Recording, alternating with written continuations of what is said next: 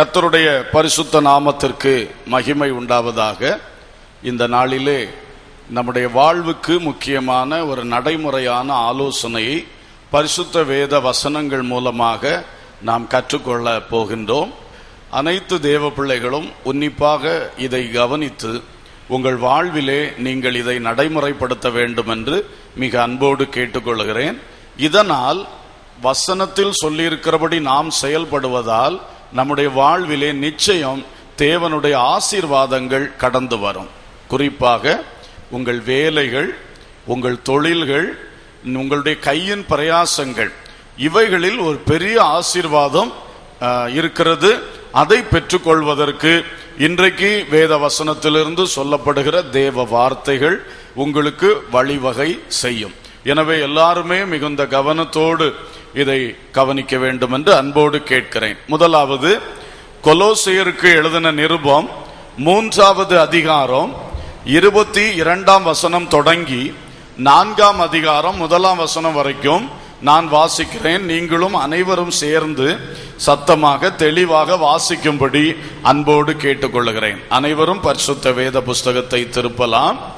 கொலோசையர் 3ஆம் அதிகாரம் 22 தொடங்கி புதிய ஏற்பாட்டில் 277வது பக்கம். புதிய ஏற்பாட்டில் 277வது பக்கம் எடுத்துக்கொண்டீர்களா? வாசிப்போம். வேலைக்காரரே, சரீரத்தின்படி உங்கள் எஜமான்களாய் இருக்கிறவர்களுக்கு எல்லா காரியத்திலேயும் கீழ்ப்படிந்து நீங்கள் மனுஷருக்கு பிரியமாயிருக்க விரும்புகிறவர்களாக பார்வைக்கு ஊழியம் செய்யாமல் தேவனுக்கு பயப்படுகிறவர்களாக கபடமில்லாத இருதயத்தோடே ஊழியம் செய்யுங்கள். நீங்கள் கர்த்தராகிய கிறிஸ்துவை சேவிக்கிறதினாலே சுதந்திரமாகிய பலனை கர்த்தராலே பெறுவீர்கள் என்று அறிந்து எதை செய்தாலும் அதை மனுஷர்களுக்கென்று செய்யாமல் கர்த்தருக்கென்றே மனப்பூர்வமாய் செய்யுங்கள். அநியாயம் செய்கிறவன் தான் செய்த அநியாயத்துக்கேற்ற பலனை அடைவான், பட்சபாதமே இல்லை. எஜமான்களே, உங்களுக்கும் பரலோகத்தில் எஜமான் இருக்கிறார் என்று அறிந்து வேலைக்காரருக்கு நீதியும் செவ்வையுமானதை செய்யுங்கள். கர்த்தருடைய பரிசுத்த நாமம் மகிமைப்படுவதாக. நம்முடைய பரிசுத்த வேதாகமத்தை போல மனித வாழ்க்கைக்கு நடைமுறை போதனைகளை அள்ளி வழங்கும் அற்புத புத்தகம் வேறெங்கும் இல்லை. இங்கே வேலைக்காரர்கள், எஜமான்கள் என்கிற இரு கூட்டத்தாருக்கான நல்ல ஆலோசனைகள் வழங்கப்பட்டிருக்கின்றன. அந்த காலத்திலே அடிமைத்தனம் என்கிற பழக்கம் இருந்தது. விலை கொடுத்து மக்களை அடிமையாக வாங்கி கொள்ளுகிற அல்லது பலம் காட்டி யுத்தத்திலே அடிமைகளாக மக்களை பிடித்து செல்லுகின்ற அப்படிப்பட்ட பழக்கங்கள் இருந்தது.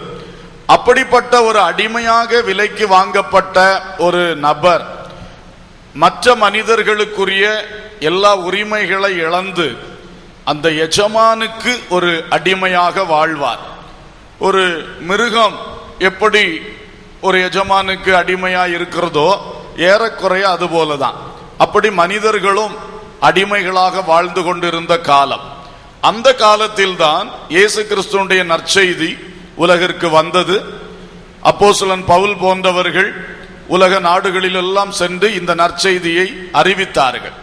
அறிவிக்கும் பொழுது அங்கே பிராக்டிக்கல் இஷ்யூஸ், மக்களுடைய நடைமுறை விவகாரங்கள், இவைகளிலே அவர்கள் எப்படி இயேசுவை பின்பற்றுவது என்கிறதை பற்றி போதிக்கிற காரியத்தில் ஒரு அம்சமாக அவர் சொல்லுகிறார் வேலைக்காரர்கள், எஜமான்கள் என்று சொல்லுகிறார். அன்றைக்கு அந்த அடிமைத்தனம் இருக்கும் பொழுது அடிமைத்தனம் கூடாது என்பது அதுதான் ஆண்டவருடைய ஒரு கொள்கை. ஆண்டவர் ஒரு மனிதனை இன்னொரு மனிதனுக்கு அடிமையாக அந்த கொத்தடிமை போல அவனுக்கு வைப்பதற்கு தேவனுக்கு சித்தம் அல்ல. அது இந்த ஊழியர்களுக்கு தெரியும். ஆயினும் இந்த ஊழியர்கள் எடுத்த எடுப்பிலேயே ஒட்டுமொத்தமாய் அடிமைத்தனத்தை அடித்து பேசாதபடி 2 காரியங்களை அவர்கள் பேசி வந்தார்கள் என்பதை பைபிளிலே நாம் பார்க்கிறோம். ஒன்று, ஏற்கனவே அடிமைப்பட்டு விட்டாய், அந்த அடிமைத்தனத்துக்குள் இருக்கிற நீ எப்படி நடந்து கொள்ள வேண்டும் என்பதை போதித்தார்கள். அடுத்தது, அடிமைத்தனத்துக்குள் சிக்காமல் இருக்க வேண்டும், சிக்கியிருக்கிறவர்கள் விடுதலையின் வழி கிடைத்தால் அதை தேடிக்கொள்ள வேண்டும் என்பதையும் அவர்கள் போதித்தார்கள். அல்லேலூயா. இப்படித்தான் மிக தெளிவாக பவுல் சொன்னார். பவுல் இந்த காரியத்தை குறித்து கொரிந்தியருக்கு எழுதின நிருபத்திலே எழுதியிருக்கிறார். 7ஆம் அதிகாரத்தில் 20 முதல் 24 வரையிலான வசனங்களில் இதை பற்றி எழுதியிருக்கிறார். கொலோசேருக்கு எழுதியிருக்கிறார், அதைத்தான் நாம் இப்பொழுது வாசித்தோம். எபேசியருக்கு நிருபம் எழுதும் பொழுதும் இதையே எழுதியிருக்கிறார். 6ஆம் அதிகாரத்தில் 5 முதல் 9 வரையில் உள்ள வசனங்களிலும் பார்க்கிறோம். எனவே எல்லா சபைகளுக்கும் அவர் நிருபங்கள் எழுதும் பொழுது அந்த பகுதிகளில் இந்த அடிமை எஜமான் என்கிற ஒன்று இருந்தபடியினால் அவர் அதை எழுதுகிறார். பரிசுத்த ஆவியானவர் அதை அடிமைத்தனத்துக்கும் எஜமானுக்கும் மட்டுமல்லாது எல்லாருக்கும் பயன்படத்தக்கதாக அதை வேலைக்காரர்களே, எஜமான்களே என்ற வார்த்தையில் குறிப்பிட்டு எழுதி வைக்கும்படி கிருபை செய்தார். அல்லேலூயா. எனவே எஜமான்களே, வேலைக்காரர்களே என்ற வார்த்தை பரிசுத்த வேதாகமத்தில் பயன்படுத்தப்பட்டிருக்கும் பொழுது அது எல்லா தரப்பினருக்கும் ஒரு அறிவுரையாக மாறிவிடுகின்றது. அடிமைகளாய் இருக்கிறவர்களுக்கு மட்டுமல்ல. வேலைக்காரர்கள் என்று சொன்னால் எந்த ஒரு நபருக்கு கீழாக நாம பணிபுரிகின்றோமோ அவர்கள் எல்லாரையும் அது காட்டுகிறது. ஆகவே நம்ம எல்லாருமே ஓரளவில் பார்க்க போனால் நாம் ஒரு வேலைக்காரர்கள் தான். தேவனுடைய ஊழியக்காரர்களை எடுத்துக்கொள்ளுங்கள், எஜமானாகிய தேவனுக்கு வேலை செய்கிற வேலைக்காரர்கள். அதுபோல நீங்கள் செய்கிற பணிகளை யோசித்து பாருங்கள். ஒவ்வொரு பணியிலும் நீங்கள் ஒரு எஜமானுக்கு கீழே வேலை செய்கிறீர்கள். சொந்த தொழில் வைத்து நடத்துகிறவர்கள் தவிர மற்றபடி உள்ளவர்களெல்லாம் பார்த்தா நீங்கள் ஒரு எஜமானுக்கு கீழே வேலை செய்து கொண்டு இருக்கிறீர்கள். எனவே நாம் எல்லாரும் அந்த வேலைக்காரர்கள் என்ற பட்டியலிலே வருகின்றோம். எனவே வேலைக்காரர்கள் அவர்கள் என்ன செய்ய வேண்டும் என்பதை குறித்து முதலாவது நான் சொல்ல விரும்புகிறேன். இரண்டாவது, எஜமான்கள் என்ன செய்ய வேண்டும் என்பதை குறித்தும் சொல்ல விரும்புகிறேன். அதற்கு முன்னதாக அந்த 1 கொரிந்தியர் 7ஆம் அதிகாரத்தில் பவுல் சொல்லுகிற பொதுவான ஆலோசனையும் உங்களுக்கு வாசித்து காண்பிக்கும்படி விரும்புகின்றேன். 1 கொரிந்தியர் 7ஆம் அதிகாரத்திலே 20ஆம் வசனத்திலிருந்து நீங்கள் கவனிக்கும் பொழுது அங்கே சொல்லப்பட்டிருக்கிறது, அவனவன் தான் அழைக்கப்பட்ட நிலைமையிலே நிலைத்திருக்க கடவன். அடிமையாய் நீ அழைக்கப்பட்டிருந்தால் கவலைப்படாதே. நீ சுயாதீனனாக கூடுமானால் அதை நலமென்று அனுசரித்துக்கொள். கர்த்தருக்குள் அழைக்கப்பட்ட அடிமையானவன் கர்த்தருடைய சுயாதீனனாய் இருக்கிறான். அப்படியே அழைக்கப்பட்ட சுயாதீனன் கிறிஸ்துவினுடைய அடிமையாய் இருக்கிறான். நீங்கள் கிரயத்துக்கு கொல்லப்பட்டீர்கள், மனுஷருக்கு அடிமைகள் ஆகாதிருங்கள். சகோதரரே, அவனவன் தான் அழைக்கப்பட்ட நிலைமையிலே தேவனுக்கு முன்பாக நிலைத்திருக்க கடவன். இந்த வசனங்கள் அவர் தெளிவா அவருடைய கொள்கையை எழுதுகிறார். என்ன சொல்லுகிறார்? நீ அடிமையாய் இருக்கிறாய் என்று சொன்னால் நீ அதை பற்றி கவலைப்படாதே. ஆனால் சுயாதீனன் ஆக கூடுமானால் அதை நலமென்று அனுசரித்துக்கொள். உனக்கு ஆண்டவர் அந்த அடிமைத்தனத்திலிருந்து ஒரு விடுதலையை தருகிறார் என்றால் அதை சந்தோஷமாய் நீ ஏற்றுக்கொள். ஆனால் நீ கவலைப்படாதே. ஏன்னா நீ அவனுக்கு அடிமையா ஏற்கனவே கொல்லப்பட்டு விட்டாய். ஆனா நீ கிறிஸ்துவுக்குள்ள சுயாதீனனாகத்தான் இருக்கிறாய். கிறிஸ்துவுக்குள்ள நீ அடிமை கிடையாது, நீ சுயாதீனன். அதுபோல உலகத்திலே ஒரு மனிதனுக்கு அடிமை ஆகாமல் சுயாதீனர்களாய் இருக்கிறார்களே, அவர்களும் கிறிஸ்துவுக்கு அடிமைகளாய்த்தான் இருக்கிறார்கள் என்று அவர்களை தேற்றும் வண்ணமாக அருமையாக அவர் சொல்லுகிறார். அடுத்தது சொல்லுகிறார், நீங்கள் எல்லாம் கிரயத்துக்கு கொல்லப்பட்டிருக்கிறீர்கள். இயேசு கிறிஸ்துவின் இரத்தத்தினாலே சிலுவையிலே நீங்கள் எல்லாரும் கிரயத்துக்கு கொல்லப்பட்டு விட்டீர்கள். இனி மனுஷருக்கு அடிமைகள் ஆகாதிருங்கள். ஹல்லேலூயா. இந்த வார்த்தை வெறும் எழுத்தின்படியான அந்த ஸ்லேவ் ட்ரேட் என்கிற அடிமைத்தனத்தை மட்டும் குறிக்கவில்லை. எந்த காரியத்திலையும் ஒரு மனுஷனுக்கு நீங்க என்ன செய்ய வேண்டாம், அடிமையாக வேண்டாம். உங்க உள்ளத்தை ஒரு மனுஷனிடத்துல பறிகொடுக்க வேண்டாம். ஒரு மனுஷனை காணாமல் வாழ முடியாது, அவரோடு பேசாமல் இருக்க முடியாது, அவளோடு பேசாமல் இருக்க முடியாது என்பவைகள் கூட பயங்கரமான ஒரு அடிமைத்தனம் தான். மனுஷர்களுக்கு அடிமைகள் ஆகாதிருங்கள். பதவிக்காக, வேலைக்காக, பணத்துக்காக, ஏதோ ஒன்றுக்காக ஒரு மனுஷனிடத்துல போய் நீ அடிமையா என்ன செய்யாத, விழாத, அடிமையா நீ மாட்டாத. அதுதான் வசனம் தெளிவா சொல்லுகிறது. அது மட்டுமல்ல, திரும்பவும் சொல்றார், அவனவன் தான் அழைக்கப்பட்ட நிலைமையிலே தேவனுக்கு முன்பாக நிலை நிற்க கடவன். அப்ப இவங்க சொல்றது என்ன, அடிமைத்தனம் என்பது தவறு.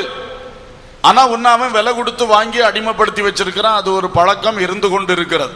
அப்ப நீ திடீர்னு அதை முறிச்சிட்டு வெளியே ஓடாத. நீ அவனுக்கு விரோதமா கிளர்ச்சி பண்ணன்னு அப்போஸ்தலர்கள் மூட்டி விடவில்லை.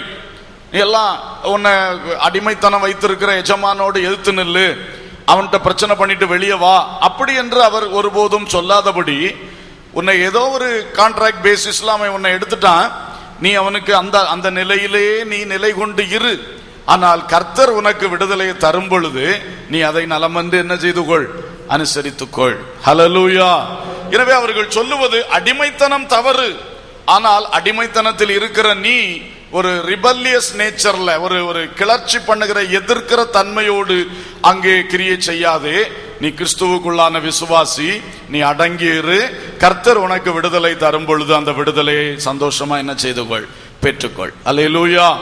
இதை எழுத்தின்படி அந்த பிலேமோனுக்கு எழுதின நிருபத்திலே பவுல் விளக்கினார். பிலேமோன் என்பவன் ஒரு எஜமான், ஒனேசிமு என்பவன் அந்த பிலேமோன் என்கிற எஜமானால் விலைக்கு அடிமையாய் வாங்கப்பட்ட ஒரு அடிமை வேலைக்காரன். இந்த அடிமை வேலைக்காரனாகிய ஒனேசிமு அந்த அடிமைத்தனம் தாங்காமல் திடீரென்று அந்த எஜமானை விட்டு ஓடி போனான். எஜமானை விட்டு ஓடி போன பிறகு அந்த ஓடி போன இடத்திலே பவுல் மூலம் இயேசு கிறிஸ்துவின் நற்செய்தியை அவன் கேட்டு இயேசு கிறிஸ்துவுக்கு தன் வாழ்க்கையை ஒப்பு கொடுத்தான். இப்பொழுது அவன் விசுவாசியாக மாறிவிட்டான். அப்பொழுது பவுல் அவனுக்கு ஆலோசனை சொல்லி அவனோடு பேசும் பொழுது பவுல் அறிந்து கொள்ளுகிறார், இவன் அடிமைத்தன நுகத்துக்கு உட்பட்டு இருந்தவன், ஆனால் அதை விட்டு ஓடி வந்தவன்.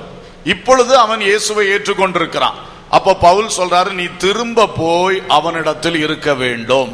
பாருங்க, நீ திரும்ப போய் அவனிடத்தில் இருக்கணும். அடிமைத்தனம் தவறு, ஆனா உனக்கும் அவனுக்கும் ஒரு கான்ட்ராக்ட் இருக்குப்பா, அதை நீ உடைச்சிட்டு என்ன செய்ய முடியாது, ஓடி வரக்கூடாது, தப்பு. நீ திரும்ப போய் அவனிடத்தில் என்ன செய்யணும், இருக்கணும், நீ அடிமையா இருக்கணும் என்று சொல்லி ஆலோசனை சொல்லி இந்த புதிய விசுவாசியாகிய ஒனேசிமுவை பழையபடி அந்த பிலேமோன் என்கிற எஜமானிடத்தில் அனுப்புகிறார். அனுப்பிவிட்டு அந்த பிலேமோனும் ஒரு விசுவாசி, பவுலுக்கு தெரிந்த ஆளா இருக்கிறதுனால பிலேமோனுக்கு ஒரு கடிதம் எழுதினார். அந்த கடிதம் தான் பிலேமோனுக்கு எழுதின நிருபம் என்று எழுதப்பட்டிருக்கிறது. பைபிள்ல அதை ஆவியானவர் தந்திருக்கிறார். அதிலே அவர் சொல்லும் பொழுது பவுல் சொல்லுகிறார், பிலேமோனே, இவனை நீ ஏற்றுக்கொள். அவன் ஓடி போனவன் சொல்லி அவனை திரும்ப துரத்தி அவனை இது பண்ணாத, அவனை ஏற்றுக்கொள்.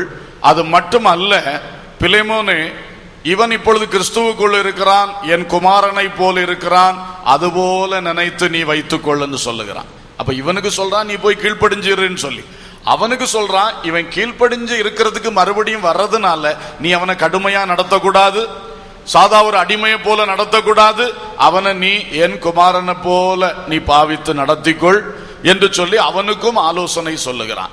இப்படியாக பவுல் செயல்படும் பொழுது அடிமைத்தனம் சரியல்ல என்பதையும் போதித்து, அதோடு கூட அந்த உண்மைக்கேடு செய்யக்கூடாது. ஏற்கனவே ஒரு ஒரு ஒரு ஒப்பந்தத்தில் இருக்கிறவர்கள் உண்மைக்கேடு செய்ய வேண்டாம் என்பதிலும் அவர் கருத்துள்ளவராய் இருந்து அப்படி அவர் அந்த காரியங்களை செயல்படுத்துவதை பார்க்கிறோம். இப்படிதான் அந்த காலத்தில் இருந்தது. ஆனால் பிற்பாடு அப்போஸ்தலர்கள் மூலம் வெளிப்பட்ட வேத போதனைகள் மூலம், இயேசு கிறிஸ்துவின் நற்செய்தியின் வியாக்கியான விளக்கங்கள் மூலம் இந்த அடிமைத்தனம் என்பது ஒருவாறு அது அகல ஆரம்பித்தது. அந்த இயேசு கிறிஸ்துவின் போதனைகளிலிருந்து எழும்பின பல சீர்திருத்தவாதிகள், சமூக சீர்திருத்தவாதிகள், அவர்களெல்லாம் எழும்பினார்கள். பல நிலைகளில் கர்த்தருடைய ஒரு அற்புதமான செயலினாலே இன்றைக்கு ஏறக்குறைய இந்த அடிமைத்தனம் என்பது உலகத்தில் இல்லாமல் இருக்கிறது. அல்லேலூயா. இதுவும் இயேசு கிறிஸ்துவின் போதனைக்கு கிடைத்த ஒரு பெரிய வெற்றி.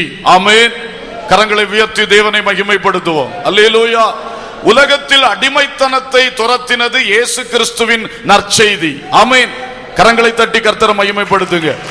இயேசு கிறிஸ்துவின் நற்செய்தி தான் உலகத்தில் அடிமைத்தனத்தை துரத்தினது. Price the Lord. ஆமென். இப்பொழுது இந்த காலகட்டத்திலே நாம் அடிமைகளை பற்றி பேச தேவையில்லை. ஆகவே இந்த வேலைக்காரர்கள் எஜமான் என்பதை நாம் எப்படி எடுத்துக்கொள்வோம்? எம்ப்ளாயீஸ் அண்ட் எம்ப்ளாயர் என்கிற நிலையிலே நாம் எடுத்துக்கொள்வோம். வேலை செய்கிறவர்கள் என்கிற ஒரு கூட்டம், வேலை வாங்குகிறவர்கள் என்கிற ஒரு கூட்டம். ஒருவர் வேலைக்கு நியமிக்கிறார் அல்லது நடத்துகிறார், இன்னொருவர் அவரது கீழாக என்ன செய்கிறார்? வேலை செய்கிறார். இப்பொழுது தயவு செய்து கவனியுங்கள். ஒரு கிறிஸ்தவன், ஒரு விசுவாசி, ஒரு தேவ பிள்ளை ஒரு வேலைக்காரனாக செயல்படுகின்ற வேளையிலே அவர்களிடத்தில் 5 முக்கிய காரியங்கள் அவர்கள் கவனித்து செயல்பட வேண்டும் என்று 5 ஆலோசனைகளை இந்த கொலோசையர் 3ஆம் அதிகாரம் நமக்கு சொல்லுகிறது. அதை நான் உங்களுக்கு சொல்லும்படி விரும்புகிறேன். திரும்ப கவனிப்போம். கொலோசையர் 3ஆம் அதிகாரம் 22ஆம் வசனம். வேலைக்காரரே, சரீரத்தின்படி உங்கள் எஜமான்களாய் இருக்கிறவர்களுக்கு எல்லா காரியத்திலேயும் கீழ்ப்படிந்து.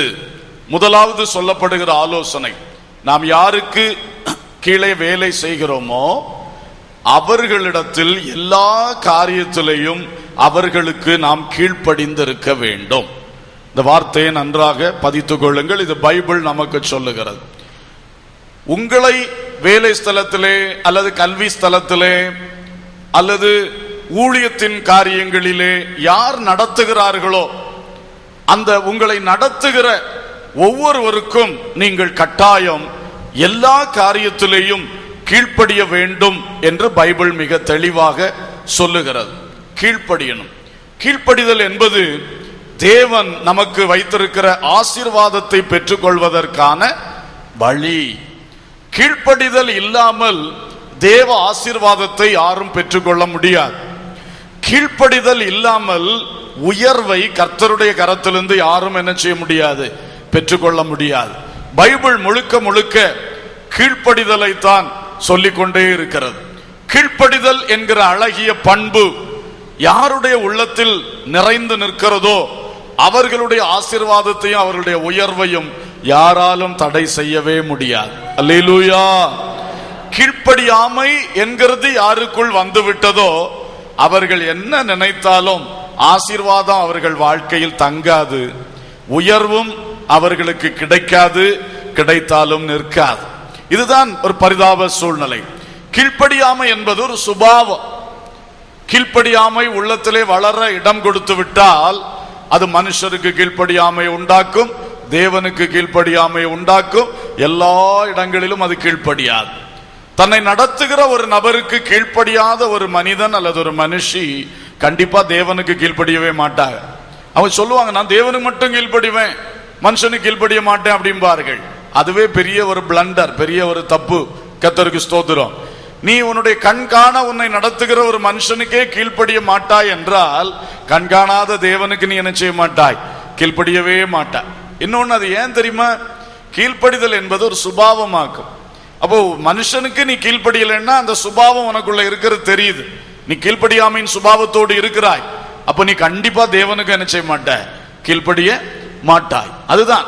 ஆகவே நாம் எப்பொழுதும் கீழ்ப்படிதல் என்பதை, அந்த சுபாவத்தை நம்மில் வளர்த்து கொள்ள வேண்டும். ஹல்லேலூயா. கீழ்ப்படிதலில் எல்லா ஆசீர்வாதங்களும் நன்மைகளும் நமக்கு கிடைக்கும். கீழ்ப்படியணும். எல்லா காரியத்திலையும் கீழ்ப்படியுங்கள் என்று சொல்லப்பட்டிருக்கிறது. சில காரியங்கள் நமக்கு பிடித்தவைகளாய் இருக்கலாம். சில காரியங்கள் நம்மை நடத்துகிறவர்கள் சொல்வதும் செய்வதும் நம்மை நடத்துவதும் நமக்கு பிரியமில்லாமல் இருக்கலாம். கண்டிப்பாக அப்படி இருக்கும். ஒருவர் நம்மை நடத்தும் போது எல்லா காரியத்திலையும் நமக்கு அது பிரியமா இருக்கும்னு சொல்லவே முடியாது. சில வேளை நல்லா இருக்கும், சில வேளை நமக்கு பிடிக்காது. ஆனால் பைபிள் சொல்லுகிறது, உங்களை நடத்துகிறவர்கள், உங்கள் எஜமான்கள் எதை சொன்னாலும், எப்படி அவர்கள் உங்களை நடத்தினாலும் நீங்கள் அவர்களுக்கு கீழ்ப்படியுங்கள். அல்லேலூயா. பாருங்க, சில எஜமான்கள் அன்பா சொல்லுவார்கள், நீங்க இத இப்படி செய்யணும் அப்படின்னு சொல்லுவார்கள். அப்ப அன்பா சொல்லும் போது கீழ்ப்படிகிறதுக்கு ரொம்ப சந்தோஷமா இருக்கும். ஆனா சிலருக்கு அன்பா சொல்ல தெரியாது. அவர்கள் சொல்லுவதே ஒரு மாதிரி கஷ்டத்தை நமக்கு உண்டாக்கும். அப்ப நம்ம நினைப்போம், இதை கொஞ்சம் அன்பா சொல்லி தொலைக்க விடாதா என்று சொல்லி நினைப்போம். ஏன்னா நம்ம அவர்கள் சொல்லும் பொழுதே நமக்கு அதை செய்ய மனசு இருந்தாலும் மனசை கெடுக்கிற மாதிரி இருக்கும். அப்படியெல்லாம் அது ஒவ்வொருவருடைய அந்த பேச்சு பழக்கங்கள், ஒவ்வொருடைய நடத்துகிற பழக்கங்கள், இவைகளிலெல்லாம் நாம ஒவ்வொரு விதத்துல பல கஷ்டங்களை அனுபவிக்கிறோம். அப்படி அனுபவிக்கும் பொழுதும் பைபிளை நம்ம பின்பற்ற வேண்டும். நாம நினைக்கணும், அவர் எப்படி சொன்னாலும் சரி, என்ன ஆண்டவர் அவர் கீழே வச்சிருக்கிறாரு, நான் கண்டிப்பா அவர் சொல்ற எல்லா காரியத்துக்கும் என்ன செய்யணும், கீழ்ப்படியணும். ஹல்லேலூயா. அப்படி நீங்க உண்மையா கீழ்ப்படிந்தீங்கன்னா ஆண்டவர் நிச்சயமாக என்னைக்கும் அந்த கஷ்டத்துக்குள்ள வைக்க மாட்டார். உங்களை ஆண்டவர் உயர்த்துவார். ஹல்லேலூயா, ஸ்தோத்திரம். கண்டிப்பாக. ஆகவே அன்பானவர்களே, எல்லா காரியத்திலையும் கீழ்ப்படியணும். இதே காரியத்தை எபேசியர்ல எழுதும் பொழுது இன்னொரு வார்த்தை கொண்டு எழுதுகிறார். வாசியுங்கள், எபேசியர் 6:5. வேலைக்காரரே, நீங்கள் கிறிஸ்துவுக்கு கீழ்ப்படுகிறது போல சரீரத்தின்படி உங்கள் எஜமான்களாய் இருக்கிறவர்களுக்கும் பயத்தோடும் நடுக்கத்தோடும் கபடற்ற மனதோடும் கீழ்ப்படிந்து. இங்க கொஞ்சம் கூட விளக்கமா எழுதுகிறார் பாருங்கள். நீங்க எப்படி கீழ்ப்படியணுமா? கிறிஸ்துவுக்கு கீழ்ப்படுகிறது போல. ஏன்னா இது விசுவாசிகளாகிய வேலைக்காரர்களுக்கும் விசுவாசிகளாகிய எஜமான்களுக்கும் தானே எழுதுகிறார். ஆகவே சொல்லுகிறார், நீங்கள் கிறிஸ்துவுக்கு கீழ்ப்படுகிறீர்கள் அல்லவா? கிறிஸ்துவுக்கு எப்படி கீழ்ப்படுகிறீங்களோ அப்படியே சரீரத்தின்படி உங்கள் எஜமான்களா இருக்கிறவர்களுக்கு என்ன செய்யுங்க, கீழ்ப்படிங்க. பாருங்கள், அப்ப கிறிஸ்துவனுடைய கீழ்ப்படிதல் உதாரணமாக சொல்லப்படுகிறது. கர்த்தருக்கு ஸ்தோத்திரம். மனைவிகள் புருஷர்களுக்கு கீழ்ப்படுகிறதுக்கும் இதே உதாரணம் சொல்லப்பட்டிருக்கு. சபை கிறிஸ்துவுக்கு கீழ்ப்படுகிறது போல மனைவிகளும் கிறிஸ்துவுக்கு, புருஷனுக்கு என்ன செய்ய வேண்டும், கீழ்ப்படியணும். இங்கேயும் சபை கிறிஸ்துவுக்கு கீழ்ப்படுகிறது போல, அல்லது ஒரு விசுவாசி கிறிஸ்துவுக்கு கீழ்ப்படிவது போல வேலைக்காரர்கள் தங்கள் எஜமான்களுக்கு என்ன செய்யணுமா, கீழ்ப்படியணும். அப்ப கிறிஸ்துவின் கீழ்ப்படிதல்னா அது ஒரு பரிபூர்ணமான கீழ்ப்படிதல். கிறிஸ்து கீழ்ப்படிந்ததை பார்த்தீங்கன்னா, அவர் பரலோகம் துறந்து பூலோகத்துக்கு வருவதற்கு பிதாவானவருக்கு அவருக்கு சித்தத்துக்கு கீழ்ப்படிந்தார். அல்லேலூயா. கடைசியிலே அவர் சிலுவைக்கு போகும் பொழுது அவ்வளவு வேதனையின் நடுவிலும் கெத்சமனே தோட்டத்திலே, இந்த பாத்திரம் என்னை விட்டு நீங்க கூடுமானால் நீங்கும்படி செய்யும், ஆகிலும் என் சித்தத்தின்படி அல்ல உம் சித்தத்தின்படியே ஆக கடவது என்று அந்த கடுமையான வேதனையான பாதைக்கும் அவர் என்ன செய்தார், கீழ்ப்படிந்தார். அதான் அந்த கீழ்ப்படிதல் என்று சொல்லுவது. அந்த கிறிஸ்து எப்படி கீழ்ப்படிந்தார் அதை ஒரு உதாரணமா நாம இன்னைக்கு எடுத்துக்கொள்ள வேண்டும். அது மட்டுமல்ல, தேவ பிள்ளைகள் எப்படி கிறிஸ்துவுக்கு கீழ்ப்படிய வேண்டும் என்று வேதம் சொல்லுகிறதோ அதுபோலவே உங்கள் எஜமான்களுக்கும் என்ன செய்யுங்க, கீழ்ப்படிங்க. அல்லேலூயா, அல்லேலூயா. இன்றைக்கு அந்த மாதிரி ஒரு கீழ்ப்படிதலை நாம் உள்ளத்திலே பெற்றுக்கொள்வோம். அதற்கு ஒரு சரியான வார்த்தை இம்ப்ளிசிட் ஒபீடியன்ஸ் என்று சொல்லுவார்கள். இம்ப்ளிசிட் ஒபீடியன்ஸ்னா கேள்வி கேட்காத கீழ்ப்படிதல். அதுதான் ஆண்டவர் விரும்புகிறார். இன்னைக்கு மனுஷனுக்கு அறிவு வளர வளர கீழ்ப்படிதலுக்கு ரொம்ப கஷ்டப்படுகிறான் மனுஷன். ஆனா நம்ம ஒன்றை புரிந்து கொள்ளணும், ஒரு பக்கம் அறிவில் வளர வளர மறுபக்கம் கீழ்ப்படிதலிலும் வளர வேண்டும். அல்லேலூயா. உண்மையிலே சில சமயம் எனக்கு பல அனுபவங்கள் இருக்கிறது. நான் அந்த அனுபவங்களை நான் சொல்ல மாட்டேன். ஏன்னா நான் யார்கிட்ட அனுபவப்பட்டிருக்கிறேன், தேவ பிள்ளைகள்கிட்ட தான் அனுபவப்பட்டிருக்கேன். அப்புறம் அதை நான் சொல்லும் போது சிலருக்கு வருத்தங்கள் வந்துடும். அதனால நான் என்னுடைய உதாரணங்களை சொல்லல. ஆனா பாருங்க, ஒரு யோசேப்பின் உதாரணத்தை தான் எப்பொழுதும் நான் உங்களுக்கு சொல்லுவது நல்லது. யோசேப்பு பாருங்க, அப்பா சொன்னார், நீ சகோதரர்களை போய் நலன் விசாரித்துட்டு வான்னு சொல்லி. இவன் கீழ்ப்படிந்தான். கீழ்ப்படிதல். அப்பா, அவங்க எல்லாம் என்னை பற்றி எரிச்சலா இருக்காங்க, என் சொப்பனத்தை பார்த்து ரொம்ப கோபமா இருக்காங்க, இப்ப பார்த்து நீங்க அங்க என்ன அவங்கள்ட்ட அனுப்புறீங்களே. ஒன்னும் அவன் கேட்கல. அவனுக்கு தெரியும் ஆனாலும் அவன் அப்பாவுக்கு கீழ்ப்படியணுங்கிற ஒரே காரியத்தினால கேள்வி கேட்காம கீழ்ப்படிஞ்சு போனான். போனவனுக்கு என்ன நடந்தது? ரொம்ப சங்கடங்கள் நடந்தது. 13 வருடங்கள் அவன் அனுபவித்த காரியம் ஒருத்தரும் அனுபவிக்க கூடாத வேதனைகள். எதுக்கு? கீழ்ப்படிதலுக்கு கிடைத்த பரிசுகள். அப்படித்தான் இருந்தது 13 ஆண்டுகள். ஆனால் 13 ஆண்டுகளின் முடிவிலே 30வது வயதிலே அந்நிய தேசமாகிய எகிப்திலே திடீரென்று அதிபதிக்கு அடுத்த ஸ்தானத்திலே அவன் உயர்த்தி வைக்கப்படுகிறான். அல்லேலூயா. இப்பொழுது இந்த உயர்வு எப்படி வந்தது என்று கேட்டால், 13 ஆண்டுகளுக்கு முன்பு அப்பா சொன்ன வார்த்தையை கேள்வி கேட்காமல் கீழ்ப்படிந்தேன். அதனால் இன்றைக்கு நான் அந்நிய தேசத்தில் அதிகாரியாய் இருக்கிறேன். அல்லேலூயா. இதுதான் வேதம் நமக்கு காட்டுகிற பெஸ்ட் எக்ஸாம்பிள். அப்ப சில வேளை நம்மை நடத்துகிறவர்கள் சொல்லுகிறதுக்கு நம்ம கீழ்ப்படியும் போது நமக்கு கஷ்டங்கள் வரலாம். இருந்த நிலையை விட மோசமான நிலைமைக்கு போகலாம். அது 1-2 வருஷமா 13 ஆண்டுகள் படாத பாடுகள் பட்டான் யோசேப்பு. ஆயினும் முடிவிலே அதே கீழ்ப்படிதலினால் மகாபெரிய உயர்வும் ஆசீர்வாதமும் வந்தன. அல்லேலூயா. இன்றைக்கு இப்படிப்பட்ட ஒரு கீழ்ப்படிதல் நமக்கு தேவை. என் புருஷன் அப்படி இருக்கிறார், இப்படி இருக்கிறார். ஆனா நீ ஒரு மனைவியா ஆண்டவர் உன்னை வச்சிருக்கிறாருன்னா, அந்த புருஷன் அப்படி இருக்கிறார் இப்படி இருக்கிறார் கர்த்தர் பார்த்துக்குவாரு. நீ கீழ்ப்படி. அல்லேலூயா. சிலருக்கு இதை ஏற்றுக்கொள்ளவே முடியாது. அவருக்கு கீழ்ப்படிஞ்சா என்ன நடக்கும் உங்களுக்கு தெரியுமா? எங்களுக்கு தெரியாது, தெரிய வேண்டாம். ஆனா எங்களுக்கும் உங்களுக்கும் ஒண்ணு தெரியணும்.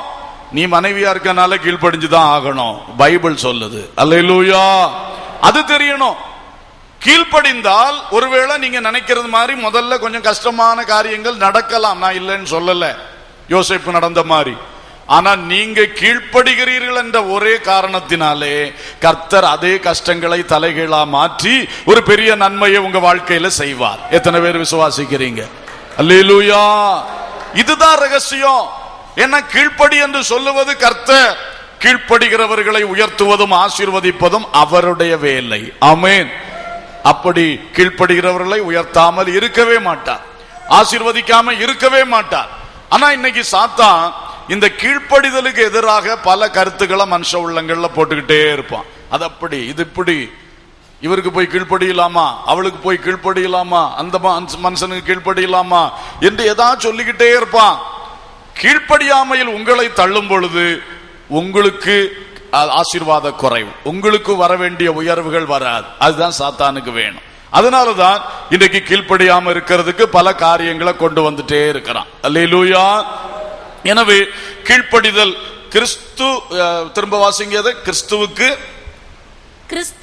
வேலைக்காரரே, நீங்கள் கிறிஸ்துவுக்கு கீழ்ப்படுகிறது போல, நீங்கள் கிறிஸ்துவுக்கு கீழ்ப்படுகிறது போல சரீரத்தின்படி உங்கள் எஜமான்களாய் இருக்கிறவர்களுக்கும் பயத்தோடும் நடுக்கத்தோடும்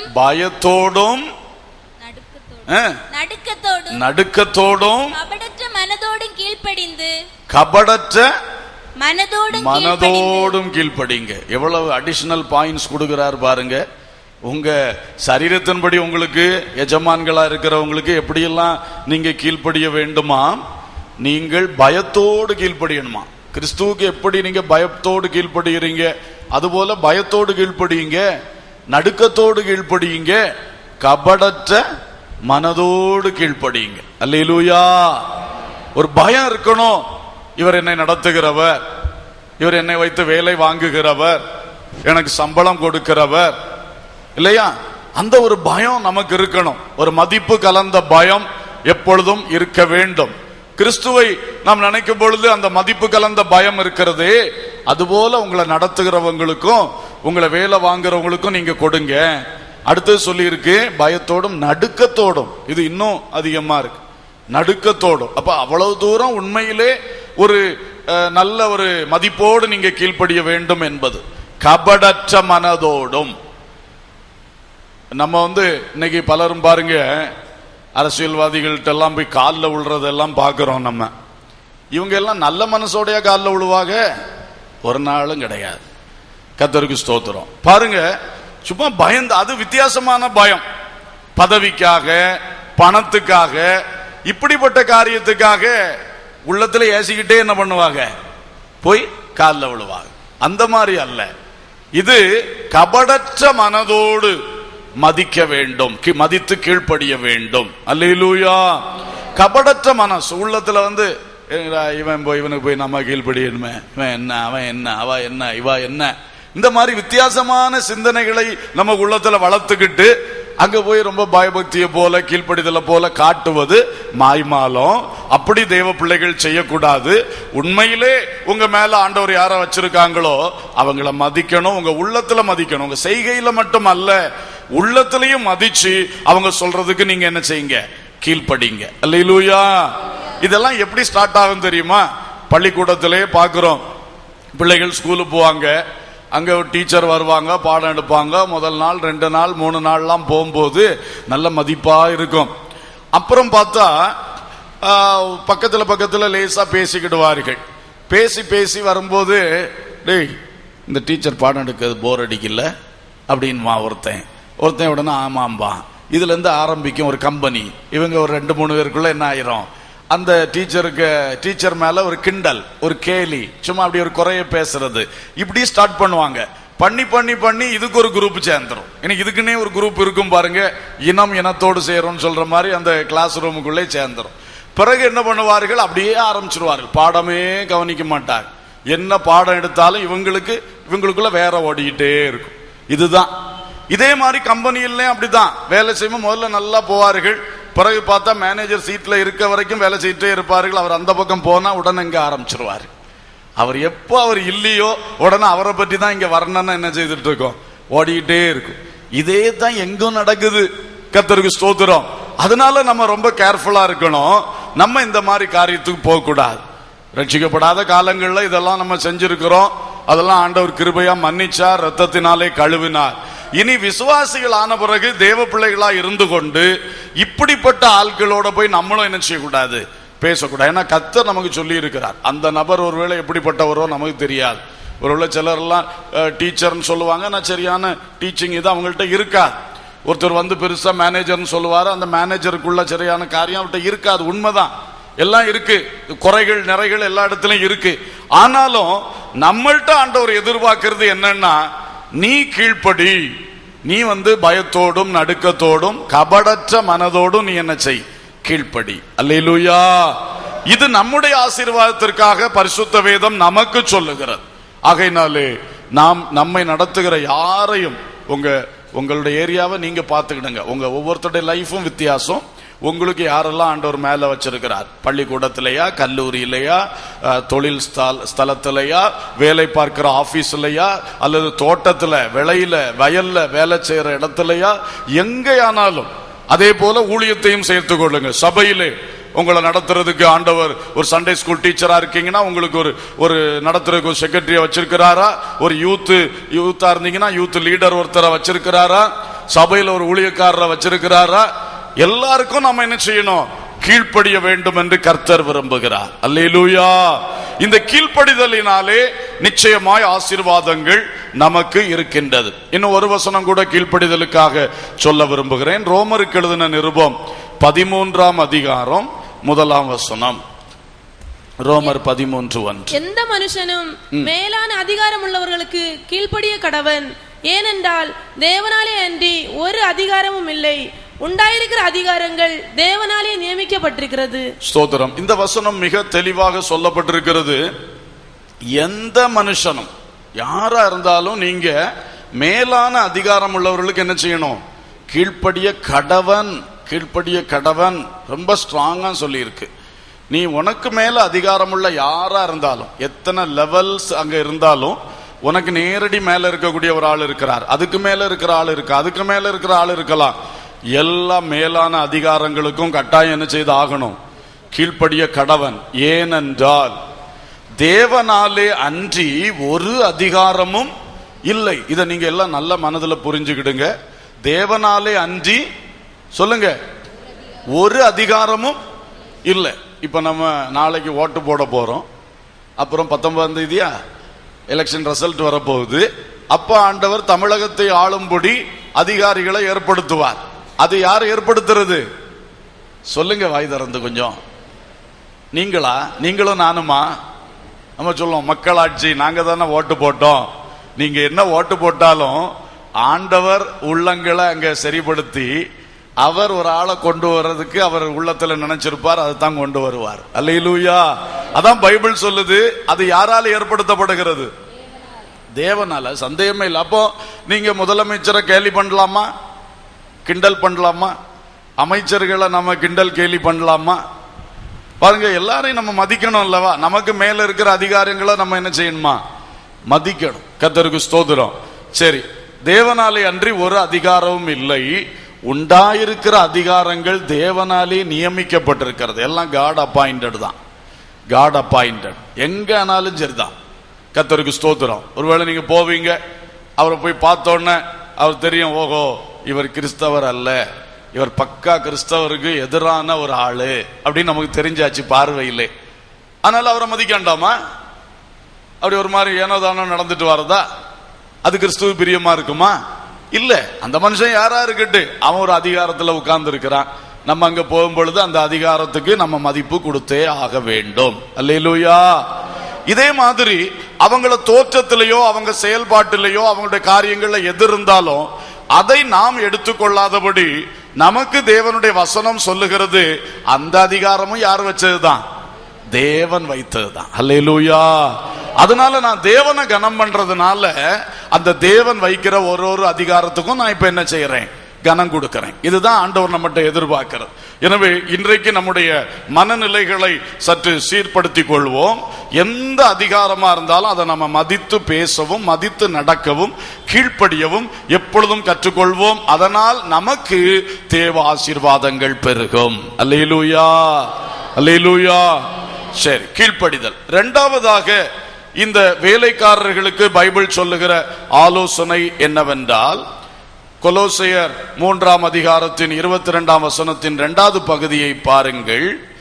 நீங்கள் மனுஷருக்கு பிரியமாயிருக்க விரும்புகிறவர்களாக பார்வைக்கு ஊழியம் செய்யாமல், நீங்கள் பார்வைக்கு ஊழியம் செய்யாமல். கர்த்தருக்கு ஸ்தோத்திரம். 2வது ஆலோசனை தான், பார்வைக்கு ஊழியம் செய்யக்கூடாது. You should not do eye service or you should not be a man pleaser. மனுஷனை பிரியப்படுத்துகிறவளா இருக்கக்கூடாது. ஒரு பார்வைக்கு ஊழியம் செய்கிற ஐ சர்வீஸ் பண்ணுகிறவர்களாக நீங்கள் இருக்கக்கூடாது. இங்கே கவனியுங்கள். இப்பொழுது வேலைக்காரர்கள் நமக்கு வேலைகள் கொடுக்கப்படுகிறது. வேலைகள் கொடுக்கப்படும் பொழுது பார்த்தீர்கள் என்றால், சில வேலைகளிலே நேரடியா அந்த வேலையை தந்த ஆளுகிட்ட இருந்து நடத்தி கொண்டே இருப்பார். அவருடைய கண் பார்வைக்குள்ளே நாம இருக்கணும். ஒரே ஆபீஸ் ரூம்ல 10 டேபிள் போட்டிருக்கிறது. அதுல மேனேஜர் டேபிள் அங்க நேரா போட்டிருக்கிறது. அவர் பார்த்தா எல்லா பாக்கி உள்ள டேபிள் அனைத்தையும் தெரியும். அப்படி ஒரு நேரடி பார்வையிலிருந்து உழைக்கிற வேலையாட்கள் உண்டு. சில வேளைகளில் அவர் ஒரு இடத்திலே வேலையை நமக்கு தந்துவிட்டு அவர் எங்கேயோ போய்விடுவார். அவர் வேற இடத்துக்கு போயிடுவார். காலையிலே வேலையை நியமித்து விட்டு போனார். சில இடங்கள்ல ஒவ்வொரு நாள் கூட வந்து பார்க்க மாட்டாங்க. ஒரு வாரத்துடைய வேலை, ஒரு மாதத்தினுடைய வேலை, அதெல்லாம் அங்க ஒழுங்குபடுத்தி கொடுத்திருக்கும். அதை செய்துட்டே இருக்கணும். இப்படி கொடுத்து விட்டு போய்விடுவார்கள். இப்படி சில வேளை கண்களுக்கு முன்னதாக வேலை, சில வேளை பார்த்தால் அவர்களுடைய நேரடி கண்காணிப்பில் அல்லாமல் எங்கேயோ நம்ம வேலை செய்கிறோம். இப்பொழுதுதான் நமக்கு இந்த வசனம் மிகவும் தேவை.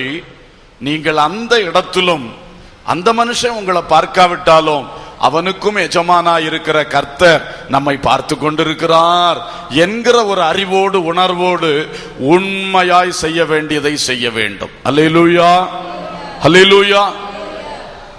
சும்மா கொஞ்ச நேரம் ரெஸ்ட் எடுப்போம் என்று எடுக்க கூடாது. நமக்கு ஒரு ரெஸ்ட் டைம் கொடுத்திருக்காங்க. அந்த டைம்ல தான் ரெஸ்ட் எடுக்க வேண்டும். அதற்கிடையில மேனேஜர் இல்ல, சூப்பர்வைசர் இல்லன்னு சொல்லி நாம ரிலாக்ஸ் பண்ண ஆரம்பிக்க கூடாது. அந்த நேரத்தில் நம்மளை யாரும் கண்டுக்கிறது இல்லை. போய் நம்ம காரியத்தை முடிச்சுட்டு வந்துருவோம். அங்க ஒரு கல்யாண வீட்டுல போய் தலையை காட்டணும், இந்த கடையில போய் முக்கியமா ஒரு ஜாமானை வாங்கணும், அதை செய்யணும் இதை செய்யணும், நம்முடைய பிரைவேட் வேலைகளை இடையில செய்திடுறது. கர்த்தருக்கு ஸ்தோத்திரம். ரொம்ப கேர்ஃபுல்லாக இருக்கணும். அந்த கம்பெனி நமக்கு என்ன ஒழுங்குகள் சொல்லி இருக்கோ அதை மீறக்கூடாது. ஹல்லேலூயா. சில கம்பெனிகளே இப்படி வாய்ப்பு கொடுக்கிறது, அதை நான் ஒன்றும் சொல்லல. ஏன்னா சில சாப்ட்வேர் கம்பெனிஸ்ல எல்லாம் பார்த்தா இன்ன வேலையை இத்தனை நாளைக்குள்ள முடிச்சு கொடுக்கணும், அவ்வளவுதான். நீ ஆபீஸ்ல இருந்து செஞ்சாலும் சரி, உன் வீட்டில் உன் கம்ப்யூட்டர்ல வச்சு செஞ்சாலும் சரி, எப்படியும் சரி. அப்ப அவங்களுக்கு அதெல்லாம் ப்ராப்ளம் இல்லை. அவர் எந்த கல்யாணத்துக்கு போனாலும் பிரச்சனை இல்லை, அவர் எங்க போய் நேரத்தை செலவு பண்ணாலும் அதை பற்றி பிரச்சனையே கிடையாது. ஆனா குறிப்பிட்ட நாள்ல அவருக்கு கொடுத்த அந்த வேலையை அவர் முடிச்சு என்ன செய்யணும், கொடுக்கணும். இது அந்த கம்பெனியுடைய ஒழுங்கு, அங்க இருக்கிறவங்களுக்கு அந்த ஒழுங்கு. ஆனா உங்களுக்கு என்னென்ன ஒழுங்குகள் அந்த வேலை ஸ்தலத்தில் கொடுக்கப்பட்டிருக்கிறதோ அதை ஒருவருடைய கண் பார்க்கும் பொழுதும் சரி, அந்த ஆளுடைய கண் பார்க்காத வேளையிலும் சரி, நீங்கள் உண்மையுள்ளவர்களா இருக்கணும். அல்லேலூயா. ஏன் தெரியுமா?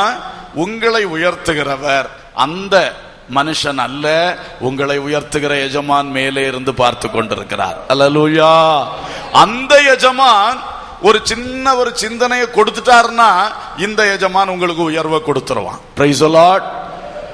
இந்த எஜமான் ஆசைப்பட்டாலும் சில வேளை அந்த எஜமான் ஸ்டாப் பண்ணி வச்சுட்டாருன்னா உயர்வு வரவே வராது.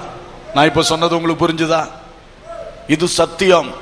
இப்போ நம்ம ஒரு எஜமான் இருக்கிறார் நமக்கு முன்னால, அவர் நம்ம அவரை ரொம்ப ப்ளீஸ் பண்ணிட்டோம். நம்ம அவரை ப்ளீஸ் பண்ணி அவர் வந்தோடனே அவருக்கு அதை வாங்கி கொடுத்து இதை வாங்கி கொடுத்து அவர்கிட்ட போய் அதுக்கு தக்கதா பேசி எடுத்து அவரை நல்லா ப்ளீஸ் பண்ணி இவர் நம்ம எப்படா உயர்த்தலான்னு பாக்குறாரு. ஆனாலும் அவர் அனுமதிக்காம இங்க ஒண்ணும் என்ன செய்யாது, அசையாது. அது ஆச்சரியமா இருக்கும்.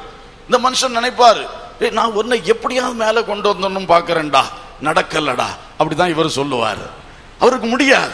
ஏன்னா மேல உள்ளவர் ஒரு சின்ன அனுமதி கொடுக்காம ஒரு அதிகாரியும் ஒன்னும் செஞ்சுக்கிட முடியாது. ஆமென். அல்லேலூயா, அல்லேலூயா. அதே மாதிரி அவர் உயர்த்த நினைச்சிட்டாருன்னா கீழே உள்ள அத்தனை வரிசைகளும் உங்களுக்கு எதிர்த்து நின்னாலும் எல்லா வரிசைக்கு மேல தூக்கி உங்களை உட்கார வச்சிருவார். ஆமென். அது ஒருத்தனாலும் தடுக்க முடியாது. முழு கம்பெனியும் வந்து உங்களுக்கு எதிர்த்து நின்னாலும் என்ன செய்ய முடியாது, தடுக்கவே முடியாது. அவர் உயர்த்த நினைத்தால் அவர் உயர்த்தியே தீருவார். அல்லேலூயா. எத்தனை அனுபவங்களில நாம பார்க்கிறோம். அப்ப இதுல நாம் விசுவாசிக்க வேண்டும், என் கர்த்தர் என்னை உயர்த்துகிறவர், என் கர்த்தர் எனக்கு சம்பளம் தருகிறவர். ஒருவேளை ஒரு மேனேஜருக்கு முன்னால போய் கையெழுத்து போட்டு சம்பளத்தை வாங்கிட்டு வர்றோம். அந்த மேனேஜர் அல்ல சம்பளம் தருகிறது. யார் தருகிறது? பரம எஜமான். அவர் தந்ததுனாலதான் இவர் தருகிறார். அப்போ நம்ம இந்த மனுஷனுடைய கண் காணாவிட்டாலும் அந்த கண்கள் எப்போதும் என்னை பார்க்கிறது. அவருடைய பார்வைக்கு மறைவான சிருஷ்டி ஒன்றுமில்லை. ஆகவே உத்தமமாக உழைக்கணும். ஹல்லேலூயா. நாம ஐ சர்வீஸ் பண்றவங்களா இருக்க கூடாது. ஒருத்தன் பார்த்துட்டு இருக்கான், அதனால சடப்பட்டா வேலை செய். அவன் பார்க்கலன்னா உடனே சுலவாகுது, உடனே வித்தியாசமாகுது. அதான் தப்பு. அதான் ஐ சர்வீஸ். பார்வைக்கு ஊழியம் செய்வது, பார்வைக்கு ஊழியம் செய்வது. இது தேவ பிள்ளைகளை விட்டு போக வேண்டும். பார்க்கிறாங்களோ பார்க்கலையோ, ஐயா காலையில இத்தனை மணிக்கு மண்ணொட்டி பிடிச்சேன், சாயங்காலம் இத்தனை மணிக்கு, என்ன மத்தியானம் இத்தனை மணிக்கு எனக்கு சாப்பாடு டைம், அதை வெட்டிட்டே இரு, அதை செய்துகிட்டே இரு, அவ்வளவுதான். பார்க்கறானா பார்க்கலையா, அதை நம்ம இதுக்கு பார்க்கணும். அங்க இருந்து பார்த்துக்கிட்டே இருக்கார், நம்ம வேலையை கரெக்டா செய்வோம். அல்லேலூயா. ஆகவே இந்த மாதிரி இந்த ஐ சர்வீஸ மாத்திருங்க தயவு செய்து. அப்படி நீங்க மாத்தி ஆண்டவருடைய பார்வைக்கு முன்னால வேலை செய்தீங்கன்னா கர்த்தர் உங்களை ஆசீர்வதிப்பார். ஹல்லேலூயா. என்ன முதல்ல சொல்லிட்டேன், இந்த செய்தி உங்கள் ஆசீர்வாதத்திற்கான செய்தி. ஒரு நினைக்கலாம், இதெல்லாம் பைத்தியக்காரத்தனம், இந்த காலத்துல எவன் இப்படி செய்வான், அவன் தான் பார்க்கலையே, நம்ம கொஞ்சம் மெதுவா செய்வோம். இப்படி செஞ்சீங்கன்னா ஆசீர்வாதம் போச்சு உங்களுக்கு. ஏன்னா அவர் தானே உங்களுக்கு படி அளக்கிறவர். ஆண்டோடைய வார்த்தைக்கு பயந்து உண்மையா செய்தீங்கன்னா கூட நிக்கிற எல்லாரும் வித்தியாசமா செய்யட்டும், அதை பற்றி பிரச்சனை இல்லை. நான் உண்மை உள்ளவனா இருக்க போறேன். உலகத்துல அத்தனை பேரும் வித்தியாசமா நடந்தான். நோவா ஒருத்தன் மாத்திரம் நல்லவனா நீதிமானா அவன் நடந்தான். கடைசியில என்ன நடந்துச்சு? அவன் தான் பேழையிலே காக்கப்பட்டான். ஹல்லேலூயா. அது வரைக்கும் ஒன்னும் தெரியலையே, ஒருத்தருக்கு வித்தியாசமே தெரியலையே.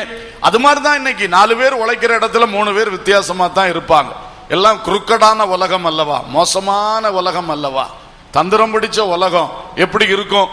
ஆனா அதன் நடுவிலே நான் ஒரு தேவ பிள்ளை, என் ஆண்டவர் நான் விசுவாசிக்கிறேன் என்று சொல்லி கண் காணாத இடத்திலும் உண்மை உள்ளவர்களா இருக்கிறவர்கள் கட்டாயம் ஆண்டவர் எல்லாருக்கும் முன்பாக உங்களை உயர்த்துவார். ஹல்லேலூயா. அடுத்தது, மனுஷருக்கு பிரியமாய் ஊழியம் செய்யாமல், மனுஷருக்கு பிரியமாய், இந்த ஆளை பிரியப்படுத்துறதுக்காக நான் செய்யறேன், அந்த ஆளை பிரியப்படுத்துறதுக்காக செய்யறேன், செய்யவே செய்யாதீங்க. தேவ பிள்ளைகள் மனுஷனை பிரியப்படுத்த செய்யக்கூடாது, தேவனுக்கு முன்பாக உத்தமமா செய்யணும். அல்லேலூயா. ஒருவேளை இந்த மேனேஜர் இருக்கும் பொழுது நல்லா வேலை செய்வார், அவர் டிரான்ஸ்பர் ஆகி அடுத்த மேனேஜர் வந்த உடனே அவருக்கு வேலை செய்ய மாட்டார். அதுதான் இந்த மேன் பிளீசர்ஸ். ஏன்னா முந்தின மேனேஜர்கிட்ட இவங்களும் பிளீசிங்கா இருந்தாங்க, அவரும் இவங்கள்ட்ட பிளீசிங்கா இருந்தாச்சு. ரெண்டு பேரும் ரொம்ப நல்லா இருந்தாங்க, பயங்கரமா வேலை செய்வாங்க. 4 மணிக்கு ஆபீஸ் டைம் முடிஞ்சதுனாலும் 6 மணி வரை போக மாட்டாப்புல. அந்த மேனேஜர் எப்ப வெளியே போறாரோ அப்பதான் இவரும் போவார். அப்படி இருந்து அவருக்கு ப்ளீஸ் பண்ணிக்கிட்டு இருந்தாரு. ஆனா இப்போ 4 மணி டான் அடிச்சா போயிருவாங்க. அப்புறம் கதவு பூட்டுறது வேணா, மேனேஜர் வேணா பூட்டிக்கிடட்டும். எப்படி இருக்கு? கர்த்தருக்கு ஸ்தோத்திரம். இதுதான் மேன் பிளீசர்ஸ். இப்படி செய்யவே கூடாது.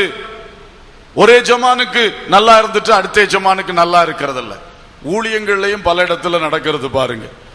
டிரான்ஸ்பர் ஆனோன்னு முந்தின ஊழியர்கிட்ட நல்லா இருப்பாங்க, அப்புறம் அடுத்த ஊழியர் பொறுப்படுத்தோன்னு என்ன செய்வாங்க, ஒரு ஒத்துழைப்பும் கொடுக்க மாட்டாங்க, அப்படியே விட்டுருவாங்க. இதெல்லாம் மேன் பிளீசிங், தேவனுக்காக செய்யறது கிடையாது. அப்போ ஊழியக்காரனை பிடிச்சாச்சுன்னு சொன்னா உடனே தேவனுக்காக பயங்கர தொண்டு செய்கிறார்கள். ஊழியக்காரனை பிடிக்கலன்னா உடனே யாருக்கு தொண்டு செய்யறதுன்னு நடத்தியாச்சு, இப்போ தேவனுக்கு தொண்டு செய்யறத நடத்தியாச்சு. அப்ப நீங்க நேரமே செஞ்சுட்டு இருந்த தொண்டு தேவனுக்கு செய்த தொண்டா இல்ல அந்த ஊழியக்காரனுக்கு செய்த தொண்டா? யார பிளீஸ் பண்றதுக்கு? இதைத்தான் நீங்க புரிந்து கொள்ள வேண்டும்.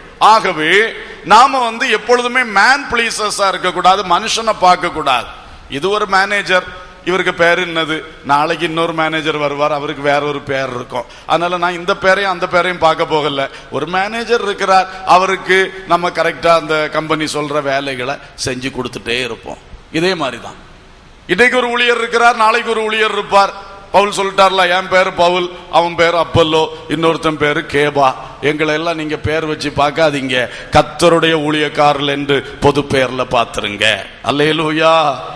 பொது பேர்ல பாத்துட்டீங்கன்னா யார் இருந்தா என்ன, தேவ ஊழியர்கள், நாம கர்த்தருக்கு செய்ய வேண்டியதை கரெக்டா செய்வோம். அதுதான் அந்த ஒரு பக்குவம் நமக்கு வர வேண்டும். அல்லேலூயா. தேவனுக்கு செய்யறதும் சரி, உங்களுடைய தொழில உங்க வேலையில செய்யறதும் சரி, கண்டிப்பா பார்வைக்கு ஊழியம் செய்யாதீங்க. மனுஷனை பிரியப்படுத்த ஊழியம் செய்யவே கூடாது. அல்லேலூயா. கர்த்தருக்கு ஸ்தோத்திரம். மனிதர்களை பிரியப்படுத்துகிறவர்களாய் ஒரு பொழுதும் நாம் பார்வைக்கு ஊழியம் செய்ய கூடாது. கர்த்தருக்கு ஸ்தோத்திரம். எது எனக்கு சொல்லப்பட்டிருக்கிறதோ அதை செய்யணும். எது எனக்கு சொல்லப்பட்டிருக்கிறது, எனக்கு சில இன்ஸ்ட்ரக்ஷன் கொடுத்திருக்காங்க, அதை நான் கரெக்டா செய்யணும். அடுத்தது, எது என்னிடத்தில் எதிர்பார்க்கப்படுகிறதோ அதை நான் நிறைவேற்றி கொடுக்கணும். இதுக்கு தான் நம்ம வேலை செய்யறோம். வெறும் சம்பளத்து மேல மட்டும் கண்ணு வச்சு நம்ம வேலை செய்யக்கூடாது. அது ஒரு சுயநலமான போக்காக இருக்கும். நான் உழைக்கிறேன், எனக்கு சம்பளம் கிடைக்கும், எப்போ அடுத்தது இன்கிரிமெண்ட் கிடைக்கும், எப்போ ப்ரமோஷன் கிடைக்கும், இதை மட்டும் நீங்க மனசுக்குள்ளே வச்சுட்டு வேலை செஞ்சீங்கன்னா கம்ப்ளீட் நீங்க சுயநலவாதி. எதுக்கு? நான் வாழணும், நான் உயரணும், அதுக்காக இந்த கம்பெனியில நான் உழைச்சிட்டு இருக்கிறேன். சரி, ஒரு 50% இது இருக்கிறது தப்பு இல்லை. உழைக்கிறது எதுக்கு? பிழைக்கிறதுக்கு தான். ஓகே. ஆனா மறு 50% இந்த ஸ்தாபனம் வளரணும், நான் வந்தேன், இந்த ஃபேக்டரி நல்லா நடக்கணும், நான் இந்த தோட்டத்துல, ரப்பர் தோட்டத்துல கால் வச்சேன் ஒரு வேலை செய்யற மனுஷனா, இந்த தோட்டம் செழிப்பா இருக்கணும், நல்லா இருக்கணும், பால்வட்ட அமோகமா இருக்கணும். அல்லேலூயா.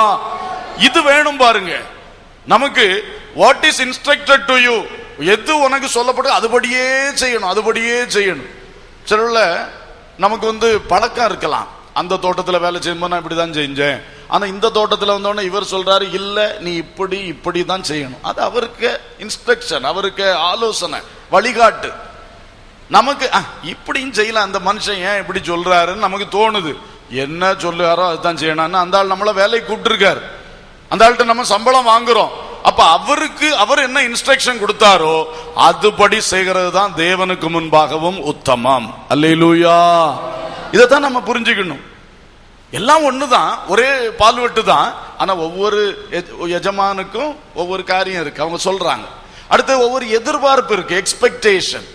இவ்வளவு செய்யணும், இந்த மாதிரி செஞ்சிருக்கணும் சொல்றாங்களே. நீ தையலுக்கு கொடுக்கறாக, இத்தனை நாளைக்குள்ள இவ்வளவு காரியம் தச்சு முடிச்சிருக்கணும், அது அவங்க எதிர்பார்ப்பு. அப்ப அந்த எதிர்பார்ப்பை நம்ம என்ன செய்யணும்? நிறைவேற்றி கொடுக்க வேண்டியது அவசியம். அல்லேலூயா. இதுல எல்லாம் உண்மை இருக்கணும். அவங்க சொல்ற இன்ஸ்ட்ரக்ஷனை கீழ்ப்படுகிறதுல உண்மை, அவங்களுடைய எதிர்பார்ப்புக்கு நாம ஏற்றவளா நடந்து கொள்ளுகிறதுல உண்மை. இந்த மாதிரி நல்ல ப்ராடக்டை கொண்டு வரணும்னு அவன் நினைக்கிறான், நம்ம ரெண்டாம் தரம் ப்ராடக்டை உருவாக்கி கொடுத்து கொண்டு இருக்க கூடாது. நம்மளுக்கு என்ன வேலை நடக்கணும், 4 மணி வரை வேலை செய்யணும். அந்த அந்த ப்ராடக்ட் அது எப்படி வந்தா நமக்கு என்ன? ஒரு கேக் ஃபேக்டரியில வேலை செய்றீங்கன்னு வச்சுடுங்க, கேக் இந்த அளவுக்கு டேஸ்டா இந்த அளவுக்கு நேர்த்தியா வரணும் என்பது எஜமானுடைய எக்ஸ்பெக்டேஷன், அவன் விருப்பம். இல்லைன்னா அவன் பிசினஸ் நடக்காது. ஆனா நீங்க உங்களுக்கு என்ன, 100 கேக் இன்னைக்கு அடிச்சு அங்க கொடுக்கணும், அதுதான் உங்களுக்கு இருக்கு. 100 கேக் என்கிற எண்ணிக்கை தான் உங்களுக்கு இருக்கு. அந்த 100 கேக்கு இந்த குவாலிட்டியில வரணும் அவன் எதிர்பார்க்கிறான். அப்ப உண்மையுள்ள வேலைக்காரன் என்ன செய்வான்? நான் 100 கேக்கை ரெடி பண்ணி விடுகிறது அல்ல, அந்த 100 கேக்குகளும் என் எஜமான் நினைக்கிற அந்த குவாலிட்டியில வெளிவரணும். அல்லேலூயா. அதான உண்மையுள்ள வேலைக்காரன், அதான உத்தம ஊழியக்காரன். அதனால நம்ம எப்படியும் என்ன செய்வோம், அவருக்கு 100 அண்ணம் தானே வேணும், 100 அண்ணத்தை ரெடி பண்ணிடுவோம், இத்தனை டைமுக்குள்ள தானே வேணும், பண்ணிடுவோம். அப்படி அல்ல, அவர் சொன்னபடி, அவர் எதிர்பார்க்கிறபடி அந்த தரம் உள்ளதாக அதுக்கு பாடுபடணும், அதுக்கு பாடுபடணும். இதை கர்த்தர் பாப்பார். அந்த உண்மை உள்ளவர்களை தான் கர்த்தர் உயர்த்துவார். ஹல்லேலூயா. ஆண்டவர் தெரியும், என் மகனே சின்ன ஃபேக்டரியில சின்ன தொழில்ல நீ இன்னும் பாடுபடுகிற, நீ அதனால உனக்கு இல்ல அவனுக்கு தான் லாபம், உனக்கு சம்பளம் மட்டும்தான். ஆனாலும் நீ உண்மையா இருக்கிறேன்னு பார்த்து உன்னை நான் நாளைக்கு எல்லாவற்றின் மேல் அதிகாரி ஆக்குவேன். ஹல்லேலூயா. இப்படிதான் கர்த்தர் மனிதர்களை உயர்த்துகிறார். சும்மா எல்லாரையும் ஆண்டவர் உயர்த்துகிறது இல்லை. கர்த்தருக்கு ஸ்தோத்திரம். எனவே நாம் இவைகளை கவனித்துக் கொள்வோமாக. இன்னொன்னை கூட இதுல சொல்றேன். நம்முடைய ஒர்க் பிளேஸ்ல, வேலை ஸ்தலத்துல நம்ம சில காரியங்களில் கூட உண்மையா இருக்கணும். ஒன்று, உறவுகளில் உண்மையா இருக்கணும். வேலை ஸ்தலத்திலே எதுல கூட உண்மையா இருக்கணும்? உறவுகளில் உண்மையாக இருக்க வேண்டும். யோசேப்பு போத்திபாருடைய அரண்மனையிலே வேலை செய்தான், வேலைக்கார். அவன் அந்த அரண்மனைக்கு ஒரு முதலாளி, அந்த மேனேஜர் மாதிரி வச்சிருந்தான். ஆனா அவன் போத்திபாருக்கு வேலைக்காரன் தான். அப்ப வேலை செய்த இடத்திலே போத்திபாரின் மனைவி அவ தன் புருஷனோடு உள்ள உறவில் உண்மையற்றவளாக செயல்பட தொடங்கினாள். ஆனால் யோசேப்போ, எனக்கு போத்திபார் ஒரு எஜமான், இவள் எஜமாட்டி என்கிற அந்த உறவிலே உண்மையாயிருந்தான். அல்லேலூயா.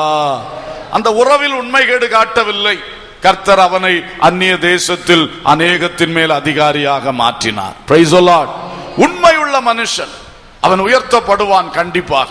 உறவுகளில் உண்மை. வேலைக்கு போற இடத்துல மேல இருந்து நடத்துறவளா இருக்கலாம், கூட உழைக்கிற உடன் ஊழியர்களா இருக்கலாம், உடன் வேலையாட்களா இருக்கலாம், கீழே நமக்கு கீழே இருந்து 4 பேரை நம்ம வேலை வாங்குற அந்த மாதிரி காரியங்கள் இருக்கலாம். உறவுகளில் உண்மையா இருக்கணும். அவன் யார், இவா யார், அவ யார், அந்த ரிலேஷன்ஷிப்பை மட்டும்தான் வச்சுக்கணும். வேலை ஸ்தலத்துல இவர் இன்னார், எனக்கு மேனேஜர், இவர் எனக்கு சபார்டினேட், இவர் எனக்கு கூட இருக்கிறவர், அந்த உறவு மட்டும்தான் இருக்கணுமே தவிர வேற எந்த கெட்ட காரியங்கள் அங்கே வரக்கூடாது. அடுத்தது, ஃபெய்த்ஃபுல் இன் எல்லா things and objects and articles. பொருட்களில் நீங்க உண்மையா இருக்கணும். பொருட்கள், அந்த வேலை ஸ்தலத்துல நிறைய பொருட்கள் இருக்கும். அதெல்லாம் நமக்குரியது அல்ல, அது அந்த கம்பெனிக்குரியது, அந்த தோட்டத்துக்குரியது, அந்த இடத்துக்குரியது. அதோடைய பொருட்கள் அங்க இருக்கும், அதோடைய மெஷின்கள் இருக்கும், அதுல பயன்படுத்த வேண்டிய பல பொருட்கள் வாங்கி போட்டிருப்பாங்க. இதெல்லாம் நிறைய இருக்கும். ஒரு ஆபீஸ்னா நிறைய கோயரா இந்த வெள்ளை பேப்பர் வாங்கி வச்சிருப்பாங்க. ஆபீஸ்ல எப்பவும் பேப்பர் வச்சு தானே வேலை செய்யணும். அப்போ பேப்பர் அது கட்டுக்கட்டா இருக்கும் ஆபீஸ்ல. அது எது யாருடைய பொருள்? அந்த ஆபீஸ் உடைய பொருள். அந்த பேப்பர்ல ஒண்ணு கூட நம்ம வீட்டுக்கு என்ன செய்யக்கூடாது, கொண்டு வரக்கூடாது. இதுதான் உண்மை. ஹல்லேலூயா. இதே மாதிரி ஒவ்வொரு இடத்துல இருக்கும். கர்த்தருக்கு ஸ்தோத்திரம். நம்ம பால் வெட்ட போகிற இடங்கள்ல எல்லாம் அப்படி இருக்கும். சில இடத்துல விறகு இவ்வளவு எடுத்துட்டு போலான்னு சொல்லுவாங்க, அவ்வளவு மட்டும் எடுத்துட்டு வருவோம். அதுக்கு மேல அந்த தோட்டத்திலிருந்து ஒரு இலையோ கொலையோ ஒரு கம்போ வேண்டாம், நமக்கு எதுக்கு வேண்டாம். அனுமதிக்கப்பட்டதா ஓகே, அனுமதிக்கப்படாதது ஒரு சின்ன வள்ளியோ புள்ளியோ சுள்ளியோ ஒன்னும் வேண்டாம். அல்லேலூயா.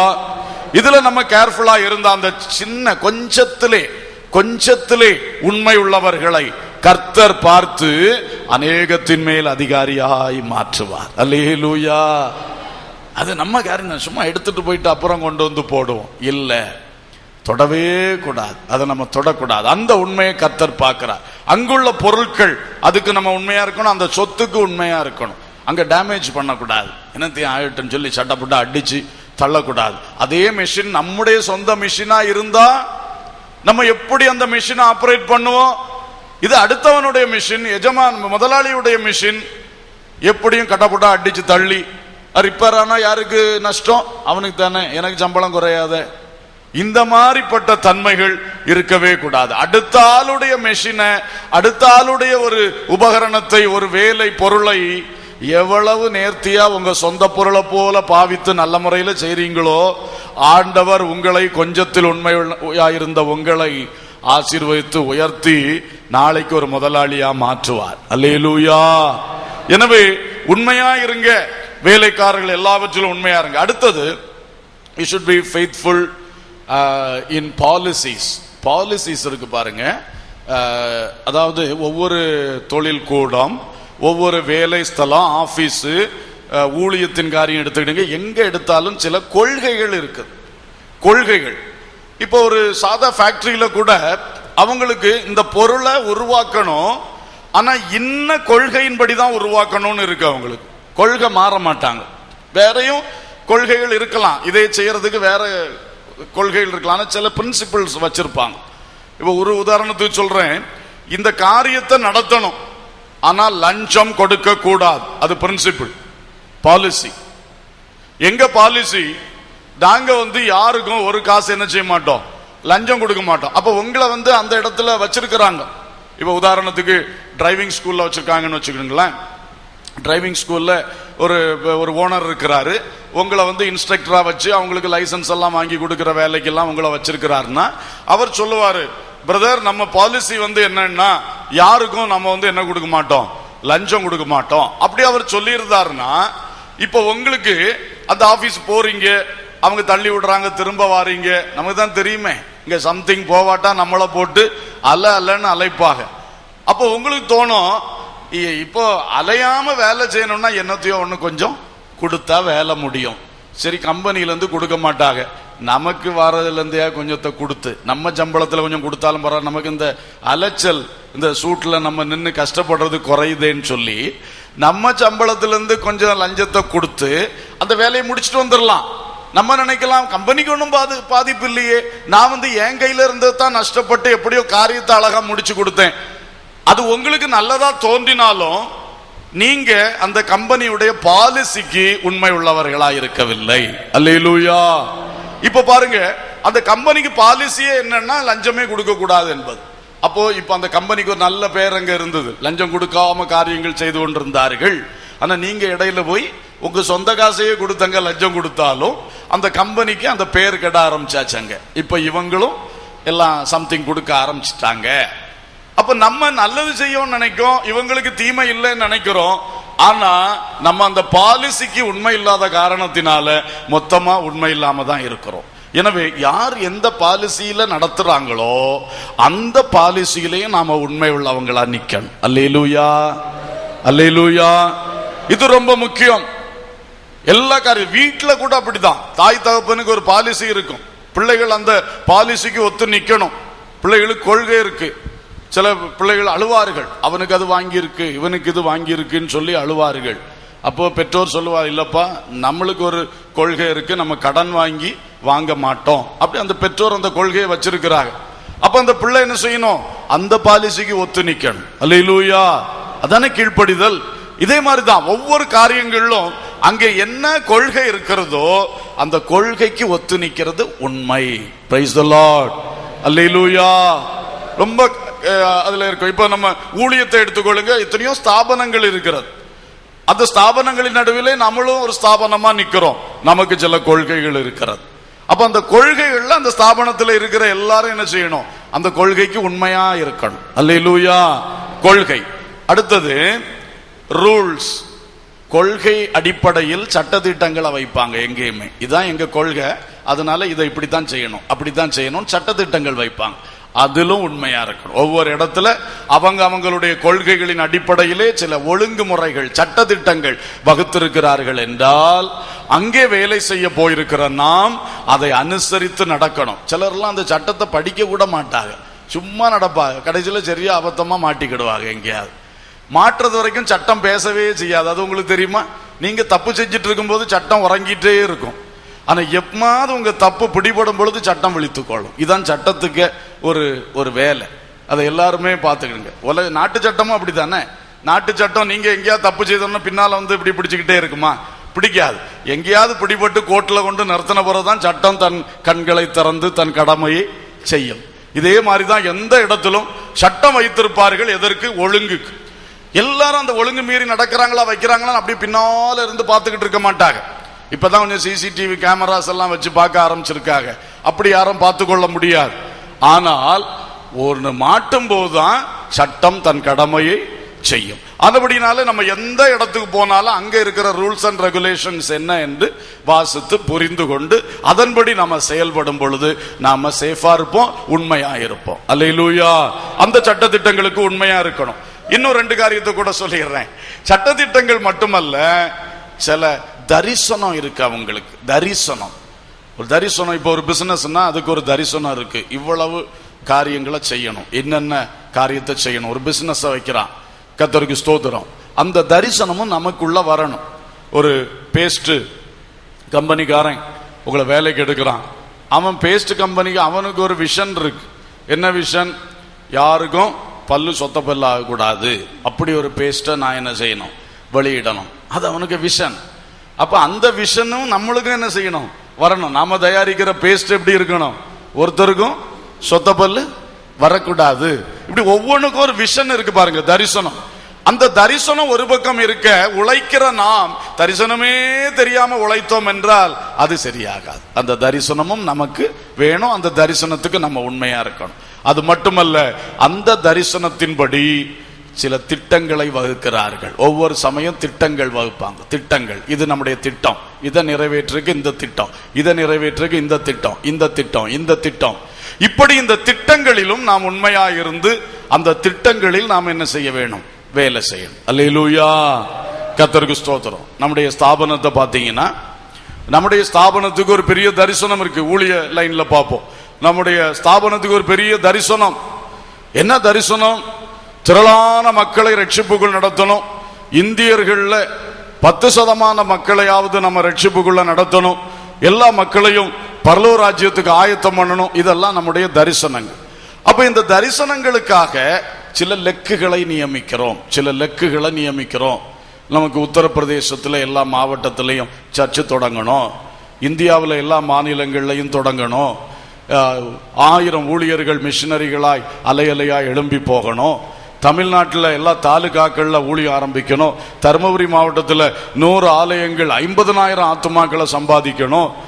இதெல்லாம் திட்டங்கள் வகுத்திருக்கிறோம்.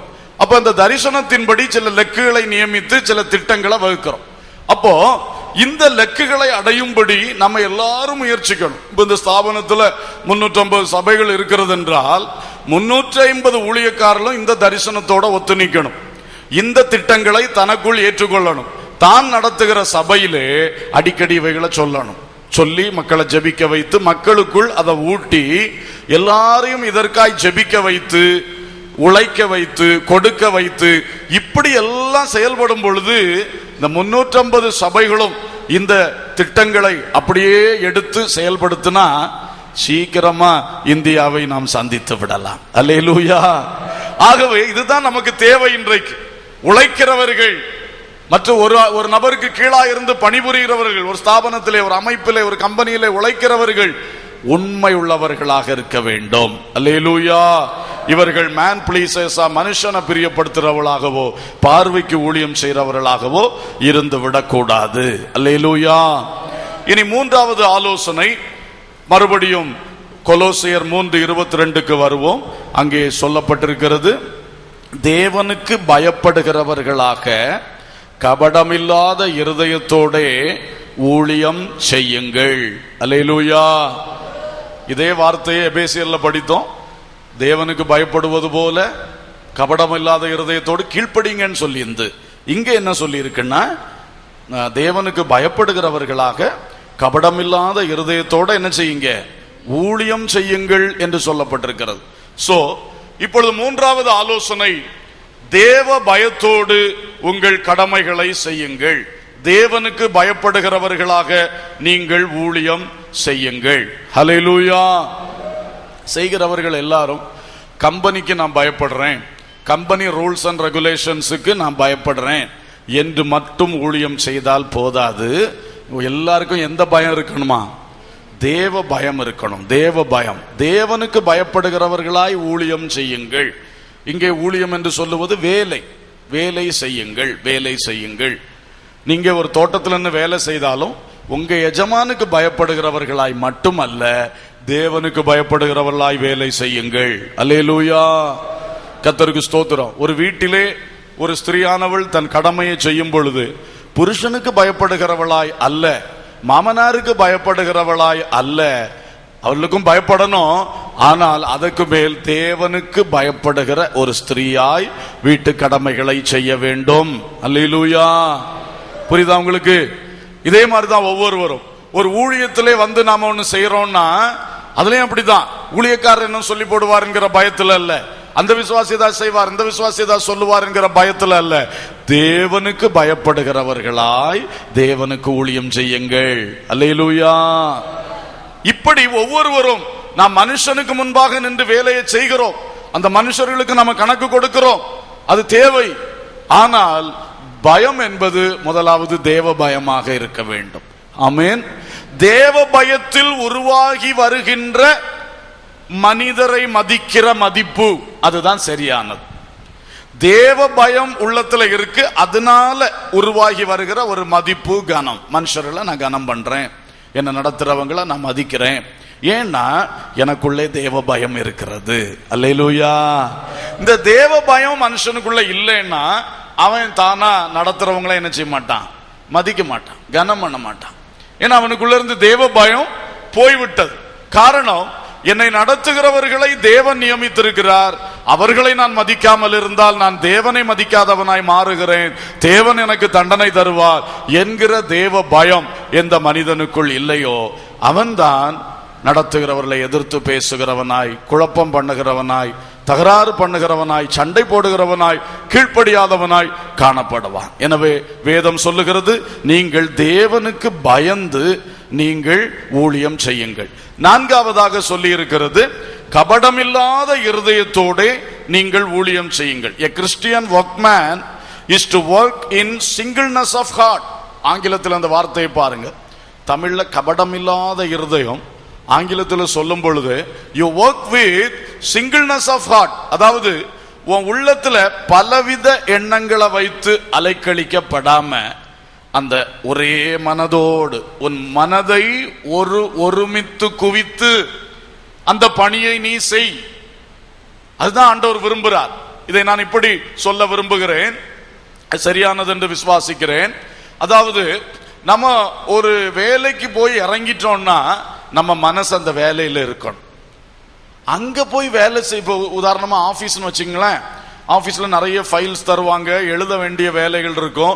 சிலது இதை பார்த்து அதுல எழுதணும், சிலது யூகித்து எழுத வேண்டியது இருக்கும். இதை தந்திருக்கும் போது நீங்க வீட்டு நினைவா இருக்கிறீங்கன்னு வச்சுக்கிடுங்க. நீங்க போயிருந்து வீட்டு நினைவா இருந்து வேலையை செஞ்சீங்கன்னா கண்டிப்பா தப்பு தப்பா எழுதுவீங்க, ஏதாவது ஒரு கேர்லெஸ் மிஸ்டேக் அங்க வரும். அப்ப நீங்க சிங்கிள்னஸ் ஆஃப் மைண்ட்ல இல்ல, ஒரே மனமா அங்க இல்ல. அந்த வேலை அந்த இடத்துல போய் நீங்க 10 மணில இருந்து சாயங்காலம் 5 மணி வரைன்னா அந்த டைம் நீங்க கான்சென்ட்ரேட் பண்ணி அந்த வேலையை செய்யணும். அல்லேலூயா. அந்த நேரம் உறவினர்களை பற்றின சிந்தை, அந்த சிந்தை, இந்த சிந்தை எல்லாம் வந்தா துரத்தி விட்டுருங்க. அந்த நேரம் சபையை குறித்த சிந்தனை வந்தாலும் அது அப்போ வேண்டாம். ஒழுங்கா உள்ள வேலையை என்ன செய்யணும்? அங்க செய்யணும். சரிதானே? நான் அங்க வேலை செஞ்சுட்டு ஆத்துமாக்களுக்கா ஜோம் பண்ணிக்கிட்டே இருந்தேன் பாருங்க, பாரத்தோட ஜோம் பண்ணிட்டு இருந்தேன்னா அது சரி வராது. நீ ஆத்மாக்களுக்கா ஜோம் பண்ணதுக்கு வேற நேரம். அங்க போய் ஆபீஸ் ஃபைல பார்க்கும்போது ஆத்மாக்களுக்கா ஜோம் பண்ற நேரம் இல்ல. அது என்னது சொல்லுங்க? சொல்ல மாட்டேங்கிறீங்க. தான் சொல்லு தப்பா?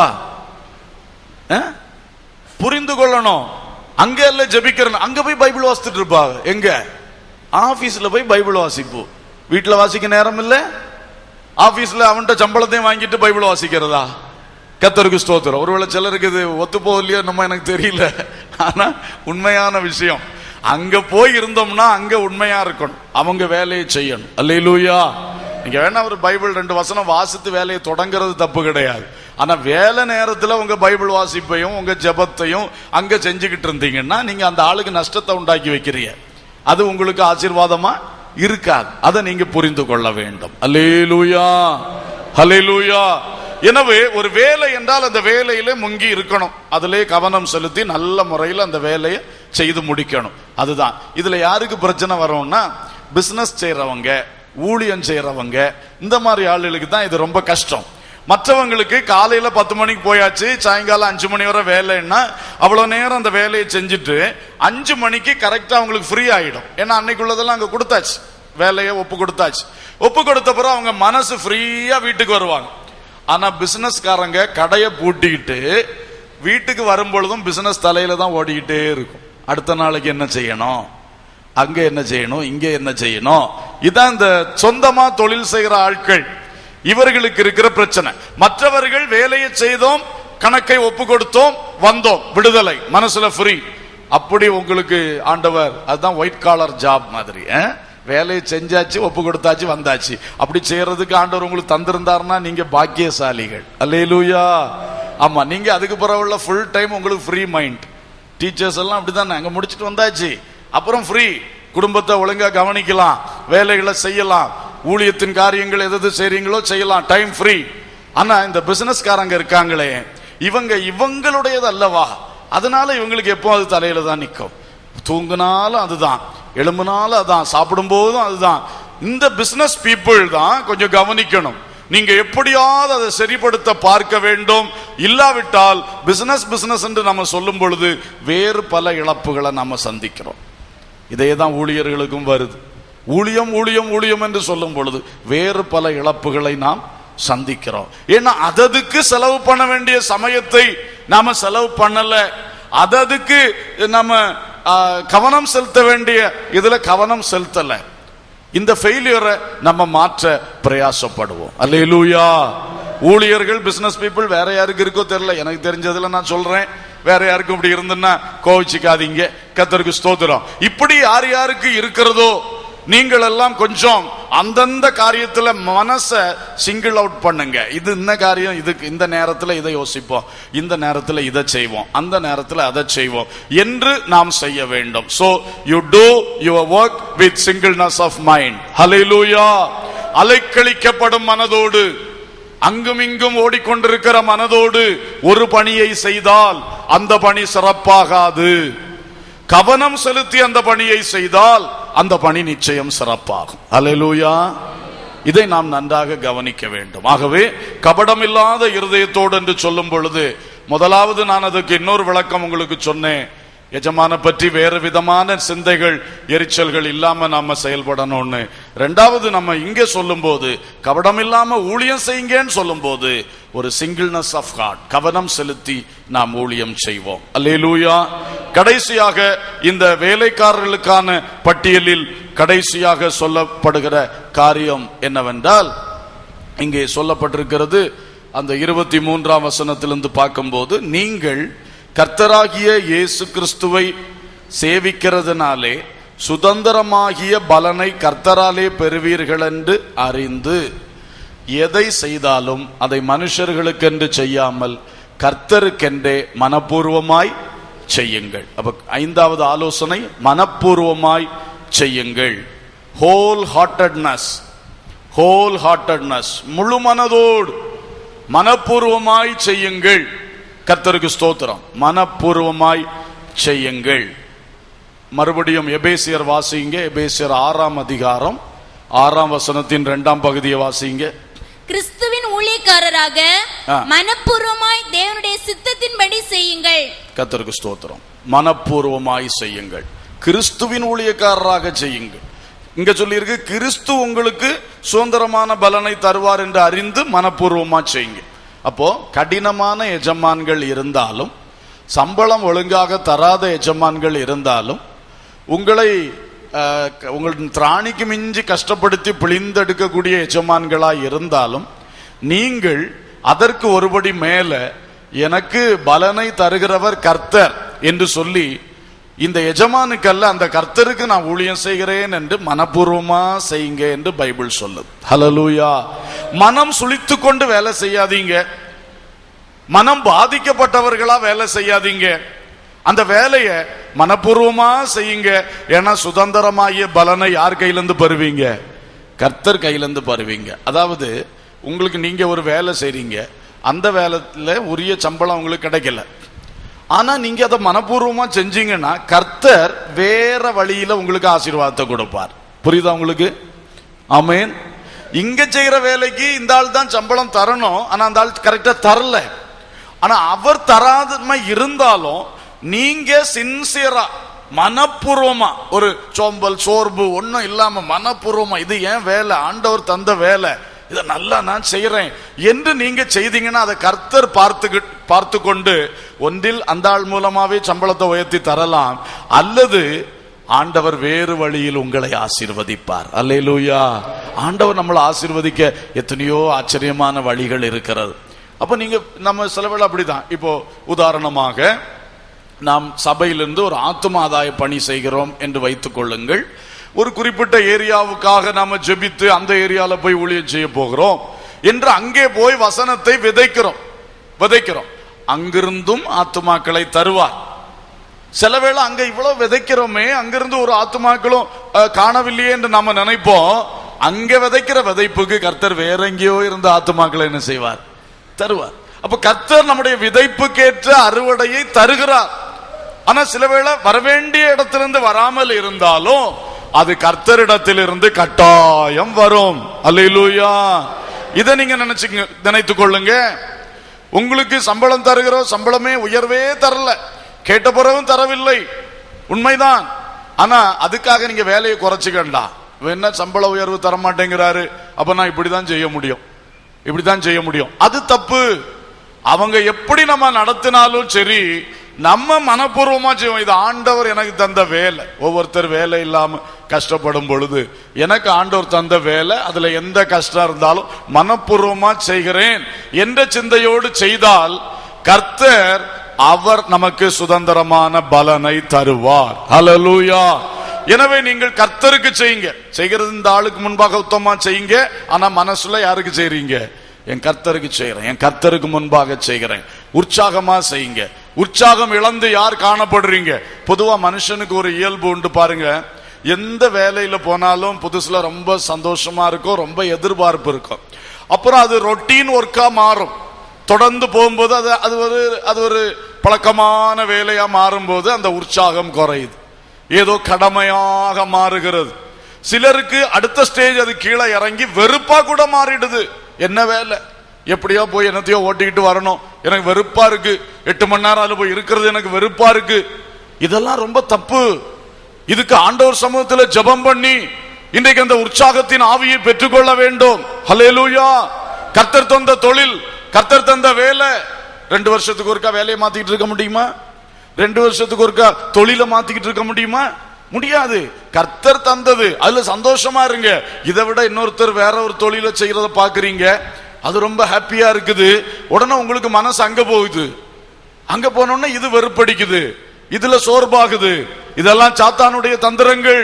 மனப்பூர்வமாய் செய்யாவிட்டால் தேவனிடத்திலிருந்து நிறைய ஆசீர்வாதங்களை பெற்றுக்கொள்ள முடியாது. அல்லேலூயா.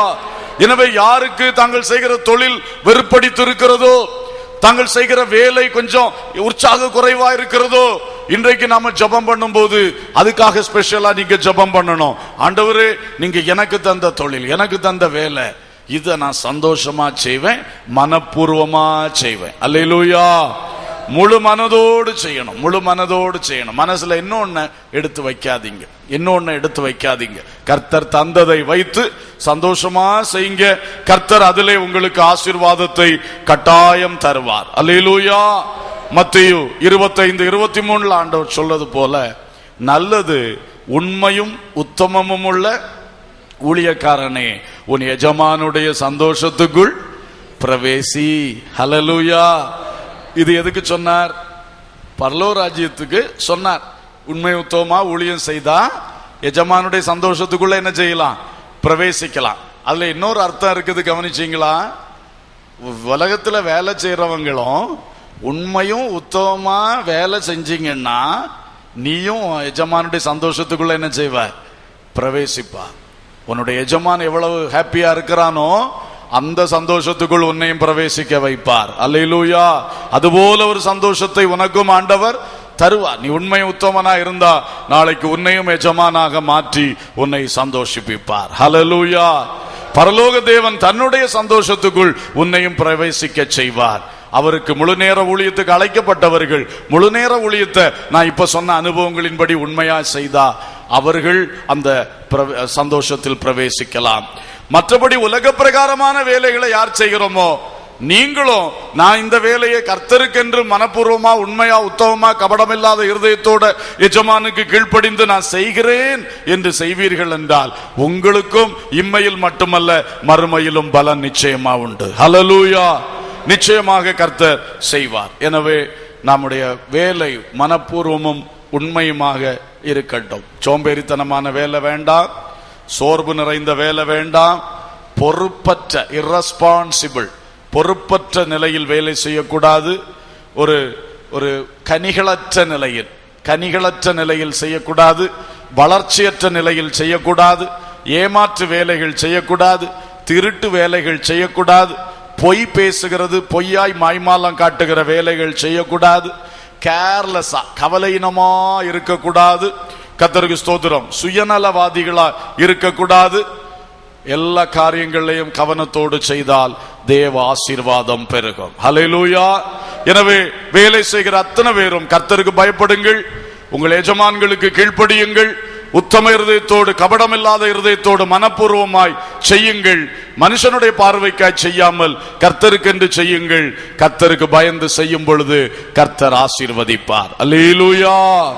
கர்த்தருக்கென்றோ பயப்படுவோர் பெற்றிடும் ஆசீர்வாதம். கர்த்தருக்கென்றோ பயப்படுவோர் பெற்றிடும் ஆசீர்வாதம். கருத்தாயின்றே தேவ பயத்துடன் கர்த்தரின் பாதம் சேர்வார். கருத்தாயின்றே தேவ பயத்துடன் கர்த்தரின் பாதம் சேர்வார். இஸ்ரவேலை ஆசீர்வதிப்பதே கர்த்தருக்கு பிரியம். இஸ்ரவேலை ஆசீர்வதிப்பதே கர்த்தருக்கு பிரியம். கர்த்தருக்கென்று பயப்படுவோர் கண்டிடும் ஆசீர்வாதம். கர்த்தருக்கென்று பயப்படுவோர் கண்டிடும் ஆசீர்வாதம். கருத்தாயின்றி தேவ பயத்துடன் கர்த்தரின் பாதம் சேர்வார். கருத்தாயின்றி தேவ பயத்துடன் கர்த்தரின் பாதம் சேர்வார். இஸ்ரவேலை ஆசீர்வதிப்பதே கர்த்தருக்கு பிரியம். இஸ்ரவேலை ஆசீர்வதிப்பதே கர்த்தருக்கு பிரியம். அல்லேலூயா. இனி எஜமான்களாய் இருக்கிறவர்களுக்கு 3 ஆலோசனைகளை இதே வேத பகுதியிலிருந்து சொல்லும்படியாய் விரும்புகிறேன். வாசியுங்கள். 4ஆம் அதிகாரம் 1ஆம் வசனம். எஜமான்களே, உங்களுக்கும் பரலோகத்தில் எஜமான் இருக்கிறார் என்று அறிந்து வேலைக்காரருக்கு நீதியும் செவ்வையுமானதை செய்யுங்கள். இந்த வசனத்திலே 2 காரியங்களை சொல்ல வருகிறேன். ஒன்று, எஜமான்கள் எப்படி செய்ய வேண்டும்? நீங்கள் உங்களுக்கும் பரலோகத்திலே ஒரு எஜமான் இருக்கிறார் என்று நினைத்து அறிந்து செயல்படுங்கள். முதலாவது, மற்றவர்களை வைத்து நடத்துகிற யாரா இருந்தாலும் அனைவரும் அறிந்து கொள்ள வேண்டிய விஷயம் என்னவென்றால், நமக்கு ஒரு எஜமான் இருக்கிறார். நாம் இந்த உலகத்தில் பெரிய டாப் மோஸ்ட் எஜமானா இருக்கலாம், இருந்தாலும் நமக்கு மேல யார் இருக்கிறார்? ஒரு எஜமான் இருக்கிறார். அதை அறியணும். முதல்ல அதை அறியணும். நான் தான் எனக்கு இஷ்டம் போல எல்லாம் செய்யலாம், என் கீழே இருக்கிறவங்களை எப்படி நடத்தலாம் என்று நான் நினைக்க கூடாது. நாம் ஒவ்வொருவரும் நினைக்கணும், எனக்கு மேல யார் இருக்கிறார்? சொல்லுங்க, ஒரு எஜமானன் பரலோகத்தில் இருக்கிறார். அல்லேலூயா. அப்படி அறிந்து நீங்க தெய்வ பயத்தோட காரியங்களை செய்யுங்க. நீங்களும் அந்த எஜமானுக்கு வேலைக்காரர்கள். பலருக்கு நீங்க எஜமானா இருக்கலாம், ஆனா நீங்க பரலோக எஜமானுக்கு நீங்களும் யாரா இருக்கிறீங்க? வேலைக்காரரா இருக்கிறீங்க என்பதை உணர்ந்து முதலாளிகளே நீங்கள் அவ்விதமாய் செயல்படணும். உங்க எஜமானுக்கு நீங்க கீழ்ப்படிய வேண்டும் அல்லவா? மற்றவர்கள் சொன்ன மாதிரி உங்க எஜமானாகிய கர்த்தருக்கு நீங்க கீழ்ப்படியணும். நீங்களும் ஆண்டவரை பிரியப்படுத்தி காரியங்களை செய்ய வேண்டும். நீங்க தேவ பயத்தோட செய்யணும், முழு மனதோட செய்யணும். நீங்களும் அந்த ஒருமித்த இருதயத்தோடு மனப்பூர்வமாக செய்ய வேண்டும். கர்த்தருக்கு ஸ்தோத்திரம். இரண்டாவதாக எஜமான்களுக்கு சொல்லுகிற ஆலோசனை, வேலைக்காரருக்கு நீதியும் செவ்வையுமானதை செய்யுங்கள். Just and fair. நீதியை செய், செவ்வையானதை செய், நீதியா செய், அநியாயம் செய்திடாத. உன் கீழே வேலை பார்க்கிறவங்களுக்கு ஒரு பொழுதும் என்ன செய்திடக்கூடாது? அநியாயம் செய்திடக்கூடாது, பாரபட்சமா செய்யக்கூடாது. அன்ஃபேரா, பாரபட்சமா எதுவும் செய்திடக்கூடாது. அந்த ஆளுக்கு ஒண்ணு இந்த ஆளுக்கு இன்னொன்னு சொல்லி ஆளுக்கு ஒரு நியாயம் செய்து விடாதிருங்கள் என்று சொல்லப்பட்டிருக்கு. சம்பளத்தின் காரியத்திலும் நீங்கள் நீதியும் செவ்வையுமானதை செய்யணும். சம்பளம் கொடுக்கறதுல ஆளு பார்த்தல்ல, அதுக்குரிய ஒழுங்கோடு நீதியோடு செவ்வையாக செய்யணும். அடுத்தது ஒர்க் அசைன்மெண்ட்ஸ், வேலை பகிர்ந்து கொடுப்பதில் அதிலும் உங்களுக்கு ஒரு நீதி இருக்க வேண்டும், ஒரு பாரபட்சமல்லாத ஒரு தன்மை இருக்க வேண்டும். அதிலே சொல்லும் போது சீனியர்களுக்கு கொடுக்கிற வேலை, ஜூனியர்களுக்கு கொடுக்கிற வேலை இருக்கிறது அல்லவா? அவர்கள் நல்ல தேர்ச்சி பெற்றவர்கள், அவர்கள் சில பெரிய வேலைகளை அவர்களால் செய்ய முடியும். புதிதாய் வந்தவர்கள் பெரிய வேலைகளை செய்ய முடியாது. அப்ப அந்த வேலை தான் கொடுக்கணும். அதனால அது அன்ஃபேர் ஆகாது. அதான் ஜஸ்ட் அண்ட் அன்ஃபேர் அப்படி இருக்கணும். அப்ப பாருங்கள், நம்ம நீதியின்படியும் செய்யணும், பாரபட்சம் இல்லாமலும் செய்யணும். ரெண்டையும் சேர்த்து சொல்லி இருக்கிறதுடைய அர்த்தத்தை புரிந்து கொள்ள வேண்டும். அல்லேலூயா, ஸ்தோத்திரம். அவரவருக்கு கொடுக்க வேண்டியது என்ன? ஒருத்தருடைய திராணியை பார்க்கிறோம், அந்த திராணிக்கு தக்க தான் அவருக்கு வேலை கொடுக்க முடியும், அதுக்கு மேல என்ன செய்ய முடியாது, கொடுக்க முடியாது. இப்படி கவனித்து செய்ய வேண்டும். அதே மாதிரி ப்ரொடக்ஷன்ஸ் அண்ட் கோல்ஸ், உங்களுடைய உற்பத்தி, உங்களுடைய இலக்குகள், இவைகளிலும் நீங்க எப்படி இருக்கணும்? நீதியாகவும் செவ்வையாகவும் இருக்கணும். இத்தனை வேலைக்காரங்களை வச்சிருக்கோம், 10 வேலைக்காரங்களை வச்சுட்டு 15 வேலைக்காரங்க செய்யற வேலைக்குள்ள ப்ரொடக்ஷனை எதிர்பார்த்தா that is not a just thing. அது ஒரு நீதியான விஷயம் அல்ல. அப்போ 15 ஆட்கள் வேலை செய்தா வரக்கூடிய ஒரு கனியை 10 பேரை வச்சு எதிர்பார்த்தா அது தப்பல்லவா? அதான் சொல்லி நியாயமா நீதியா செய்யுங்க, நீங்க செவ்வையா செய்யுங்க. அதே மாதிரி எக்ஸ்பெக்டேஷன்ஸ் அண்ட் டிமாண்ட்ஸ், உங்களுடைய வேலை ஆட்களிடத்திலிருந்து எதிர்பார்க்கிறது, டிமாண்ட் பண்றது, நீ இந்த விளம் செய்து ஆகணும், அவனால அது செய்ய முடியுமா? அது நியாயம்தானா? அது நீதியானதா, செவ்வையானதா?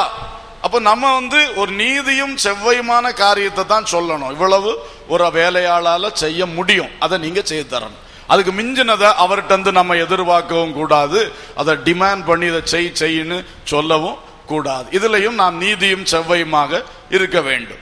ப்ரமோஷன்ஸ், வேலை ஆட்களை உயர்த்துவது, அதிலும் நாம நீதியும் செவ்வையுமானதை செய்யணும். ஆகவே இந்த எல்லா காரியங்களிலும் தேவனுக்கு முன்பாக, தேவன் உங்களுக்கு தந்த அந்த வேலையின் அனுபவங்கள் எல்லாம் உங்களுக்குள் இருக்கிறது, இவைகளை எல்லாம் வைத்து நல்ல நீதியோடு நல்ல செவ்வையாக காரியங்களை செய்யணும். எத்தனை காரியங்கள் சொன்னேன்? முதல்ல வேஜஸ், சம்பளத்துல கரெக்டா இருக்கணும். ரெண்டாவது ஒர்க் அசைன்மெண்ட்ஸ், நீங்க வேலை பகிர்ந்து கொடுப்பதுல கரெக்டா இருக்கணும். ப்ரொடக்ஷன் அண்ட் கோல்ஸ், நீங்க அந்த உற்பத்தி மற்றும் அந்த லக்குகள் நியமிக்கிறதுல கரெக்டாக இருக்க வேண்டும். எக்ஸ்பெக்டேஷன்ஸ் அண்ட் டிமாண்ட்ஸ், வேலை ஆட்களிடத்திலிருந்து அந்த வேலைகளை எதிர்பார்க்கிறீங்களே, டிமாண்ட் பண்றீங்களே, அதுல நீங்க கரெக்டா இருக்க வேண்டும். ஐந்தாவது ப்ரமோஷன்ஸ், வேலைக்காரர்களுக்கு உயர்வு கொடுப்பதிலும் நீதியாகவும் இருக்கணும், பட்சபாதம் இல்லாமலும் இருக்க வேண்டும். ஹல்லேலூயா. ஏனென்றால் உங்களுக்கு மேலேயும் ஒரு எஜமானன் பரலோகத்தில் இருக்கிறார். கடைசியாக கர்த்தருக்கு ஸ்தோத்திரம், இதுல ஒரு காரியம் கூட சொல்லி விடுகிறேன். எரேமியா 22ஆம் அதிகாரம் 13-14 வசனங்களில் சொல்லி இருக்கிறது, வேலைக்காரருக்கு தக்க சமயத்தில் சம்பளம் கொடுக்காவிட்டால் அவனுக்கு ஐயோ என்று சொல்லி இருக்கிறது. மல்கியா 3:5 சொல்லி இருக்கிறது, வேலைக்காரருக்கு தக்க சமயத்தில் என்ன கொடுக்கணும்? சம்பளம் கொடுக்கணும். கொடுக்காட்டா எஜமானுக்கு ஐயோ என்று சொல்லி இருக்கிறது. ஆகவே எஜமான்கள் இவைகளையும் கவனிக்கணும். நான் மாத சம்பளம் தருவேன் என்று நாம் பேசி ஒப்பந்தம் ஆயிருந்தால் மாதம் 1ஆம் தேதி தருவேன்னா எப்படியாவது 1ஆம் தேதி கொடுத்துடணும். 31ஆம் தேதி தருவேன்னா 31ஆம் தேதி கொடுத்துடணும். நான் திங்கள் தோறும் தருவேன்னா திங்கள் தோறும் கொடுத்தே ஆகணும். டெய்லி தருவேன்னா டெய்லி வேலை முடிஞ்ச உடனே கையில கொடுத்தே ஆகணும். ஏன்னா இதை நீங்க கரெக்டா கொடுக்காட்டா அந்த நபர் அந்த சம்பளம் கிடைக்கிற அந்த நாளையும் நேரத்தையும் கருதி மற்ற பல காரியங்கள் அந்த ஆள் ஒழுங்கு பண்ணி வச்சிருப்பார். 5 மணிக்கு எனக்கு இவ்வளவு சம்பளம் கிடைக்கும், 6 மணிக்கு நீ இந்த இடத்துல வா, உனக்கு நான் கடன் பாக்கிய நான் திரும்ப தாரேன் சொல்லி அந்த ஆளை 6 மணிக்கு அங்க வர சொல்லி இருப்பார்.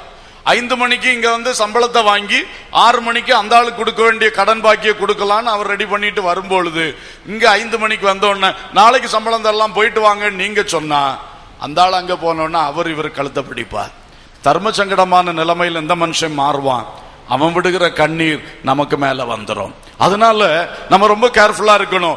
இல்ல ஒருவேளை இந்த சம்பளத்தை நம்பியே வாழுகிற ஒரு குடும்பம், அன்னைக்கு தினக்கூலி கிடைக்கல, வீட்டுல போனா பிள்ளைங்க அப்பா இதை வாங்கிட்டு வருவேன்னு சொன்னீங்களப்பா வாங்கிட்டு வந்தீங்களான்னு கேட்டா அந்த மனுஷனுடைய கண்ணு கலங்கும், அந்த மனுஷன் கண்ணீர் விடுவாரு. அது எஜமானுக்கு தீமையாக இருக்கும். அந்த வீட்டுல ஒருவேளை அன்னைக்கு சாப்பிடறதுக்கு ஒண்ணும் இல்லாம ஆகிடலாம். இந்த சம்பளத்தை நம்பி இருந்து எப்படியா சம்பளம் கிடைக்கும், வர்ற வழியில சந்தையில இருந்து காய்கறி வாங்கிட்டு வந்துருவேன் சொல்லி மனைவிட்டு சொல்லிட்டு போயிடுப்பாரு. என்ன செய்ய, அரிசியும் இல்ல, பருப்பும் இல்ல, காய்கறியும் இல்ல. இந்த மனுஷன் சம்பளம் தந்தார் இல்லையே என்று அது பட்டினி கிடந்தா அது மகா பயங்கர தீமையாக இருக்கும். எனவேதான் நம்ம எல்லாம் படைத்த தேவன் மிக திட்டமா சொல்றாரு, உன் வேலைக்காரனுக்கு குறித்த வேளையில் சம்பளத்தை கொடுத்துரு, இல்லைன்னா உனக்கு ஐயோ என்று சொல்லுகிறார். எனவே இந்த எல்லா காரியத்திலும் நீதியும் செவ்வையுமா இருக்கணும். ஹல்லேலூயா. கடைசியாக 3வது காரியம் வாசிங்க, எபேசியர் 6:9. எஜமான்களே, அப்படியே நீங்களும் வேலைக்காரருக்கு செய்ய வேண்டியவைகளை செய்து அவர்களுக்கு உங்களுக்கும் எஜமானனானவர் பரலோகத்தில் இருக்கிறார் என்றும் அவரிடத்தில் பட்சபாதம் இல்லை என்றும் அறிந்து கடுஞ்சொல்லை விட்டுவிடுங்கள். கடுஞ்சொல்லை விட்டுவிடுங்கள். 3வது ஆலோசனை, எஜமான்களே உங்களுக்கும் அவங்களுக்கும் சேர்த்து ஒரு எஜமான் பரலோகத்தில் இருக்கிறார் என்பதை நீங்கள் அறிந்து உங்களுக்கு கீழே இருக்கிற ஆட்களிடத்திலே கடுஞ்சொல் பேசாதீங்க, கடுஞ்சொல்லை விட்டு விடுங்கள். இது ரொம்ப முக்கியம். ஏன்னா எஜமான்கள் கீழே இருக்கிறவங்களை திருத்த வேண்டிய கடமை இருக்கிறது. அப்ப திருத்த வேண்டிய கடமை இருக்கிறதுனால தப்பு செய்யும் பொழுது திருத்துவதற்கு பல வார்த்தைகளை பயன்படுத்துகிறோம். அதிலே கடுஞ்சொல் வரும், அதை தான் தவிர்க்கணும்னு சொல்லி இருக்கு. கடுஞ்சொல் பேசாதே. அந்த கடுஞ்சொல் அவனை பாதிக்கிறது. அவன் உழைக்கிறவன், அவனை திருத்து, அவன் தண்டனை கொடு, அவன் மேல நடவடிக்கை எடு, எல்லாம் செய். ஆனா கடுஞ்சொல் பேசாத, கடுமையா நடந்துக்காத. அல்லேலூயா. அதுல கவனமா இருக்கணும். செல்ஃப் ரெஸ்பெக்ட கெடுக்காத. ஒவ்வொருத்தருக்கும் ஒரு சுயமரியாதை இருக்கிறது, செல்ஃப் ரெஸ்பெக்ட். இந்த செல்ஃப் ரெஸ்பெக்ட கெடுக்கிற வார்த்தைகளை பேசக்கூடாது. அந்த ஆள் உங்கள்கிட்ட வேலை செய்ய வந்திருக்காரு தவிர உங்களுக்கு பழைய காலத்து அடிமை மாதிரி வரல. அவர் நீங்க கண்டபடி அவர்கிட்ட பேச முடியாது. அவருக்கு ஒரு சுயமரியாதை இருக்கு, அவருக்கு ஒரு மனைவி பிள்ளை இருக்கு, அவருக்கு 4 நண்பர்கள் இருக்காங்க, உடன் உழைக்கிறவர்கள் காது கேட்க. நீங்க ஒரு மாதிரி அவரை தரக்குறைவா பேசக்கூடாது. அதுதான் உங்களுக்கு கோபம் வரலாம், ஏன்னா அங்க காரியம் நடக்கல, அந்த ஆள் செய்தது தப்பு. தப்புக்கு தண்டனை கொடுங்க, திருத்துங்க, பேசுங்க, எல்லாம் செய்யுங்க. ஆனா என்ன செய்தராதீங்க, கடுஞ்சொல்ல பேசாதீங்க. பைபிள் எஜமான்களுக்கு எச்சரிப்பு கொடுக்கிறது. கடுஞ்சொல் பேசாத, செல்ஃப் ரெஸ்பெக்ட கெடுக்காத. அடுத்தது உள்ளத்தை காயப்படுத்தாதே. நான் சொல்ற உதாரணங்கள், இது விளக்கங்கள். கடுஞ்சொல்லுன்னா செல்ஃப் ரெஸ்பெக்ட பாதிக்கக்கூடிய வார்த்தைகள், சுயமரியாதை பாதிக்கக்கூடிய வார்த்தைகள். 2வது உள்ளத்தை காயப்படுத்தக்கூடிய வார்த்தைகள். நீ செய்தது தப்பு, நீ ஏன் இப்படி செய்த, இப்படி செய்யாத, அதை செய், அப்படி பேசலாம். அதுக்கு பதிலாக ஒரு மாதிரி கேலி கிண்டல் போல அப்படியே பேசி உள்ளத்தை காயப்படுத்துற மாதிரி சிலர் பேசிடுவாங்க. அது அப்படி ஒரு வார்த்தை வந்துடும். அந்த மாதிரி பேசும்பொழுது அதுதான் ஆண்டவருக்கு பிரியம் இல்லை. நீ நேரடியா கூப்பிட்டு சத்தம் போட்டு தப்பு இல்லை, பேசு. ஆனா அவன் உள்ளத்தை காயப்படுத்துற மாதிரி உள்ள வார்த்தைகளை பேசாதே. அல்லேலூயா. அடுத்தது எரிச்சல் ஊட்டி துரத்தாதே. எரிச்சல் ஊட்டி துரத்தாத, செல்ஃப் ரெஸ்பெக்ட கெடுக்காத, உள்ளத்தை காயப்படுத்தாத, எரிச்சல் ஊட்டி என்ன செய்யாத, துரத்தாத. கர்த்தருக்கு ஸ்தோத்திரம். அவனை சும்மா எரிச்சல் ஊட்டிட்டே இருக்குது, எரிச்சல் ஊட்டிட்டே இருக்குது, எரிச்சல் ஊட்டி ஊட்டி ஊட்டி அவனை துரத்துறது அப்படி அல்ல. அல்லேலூயா.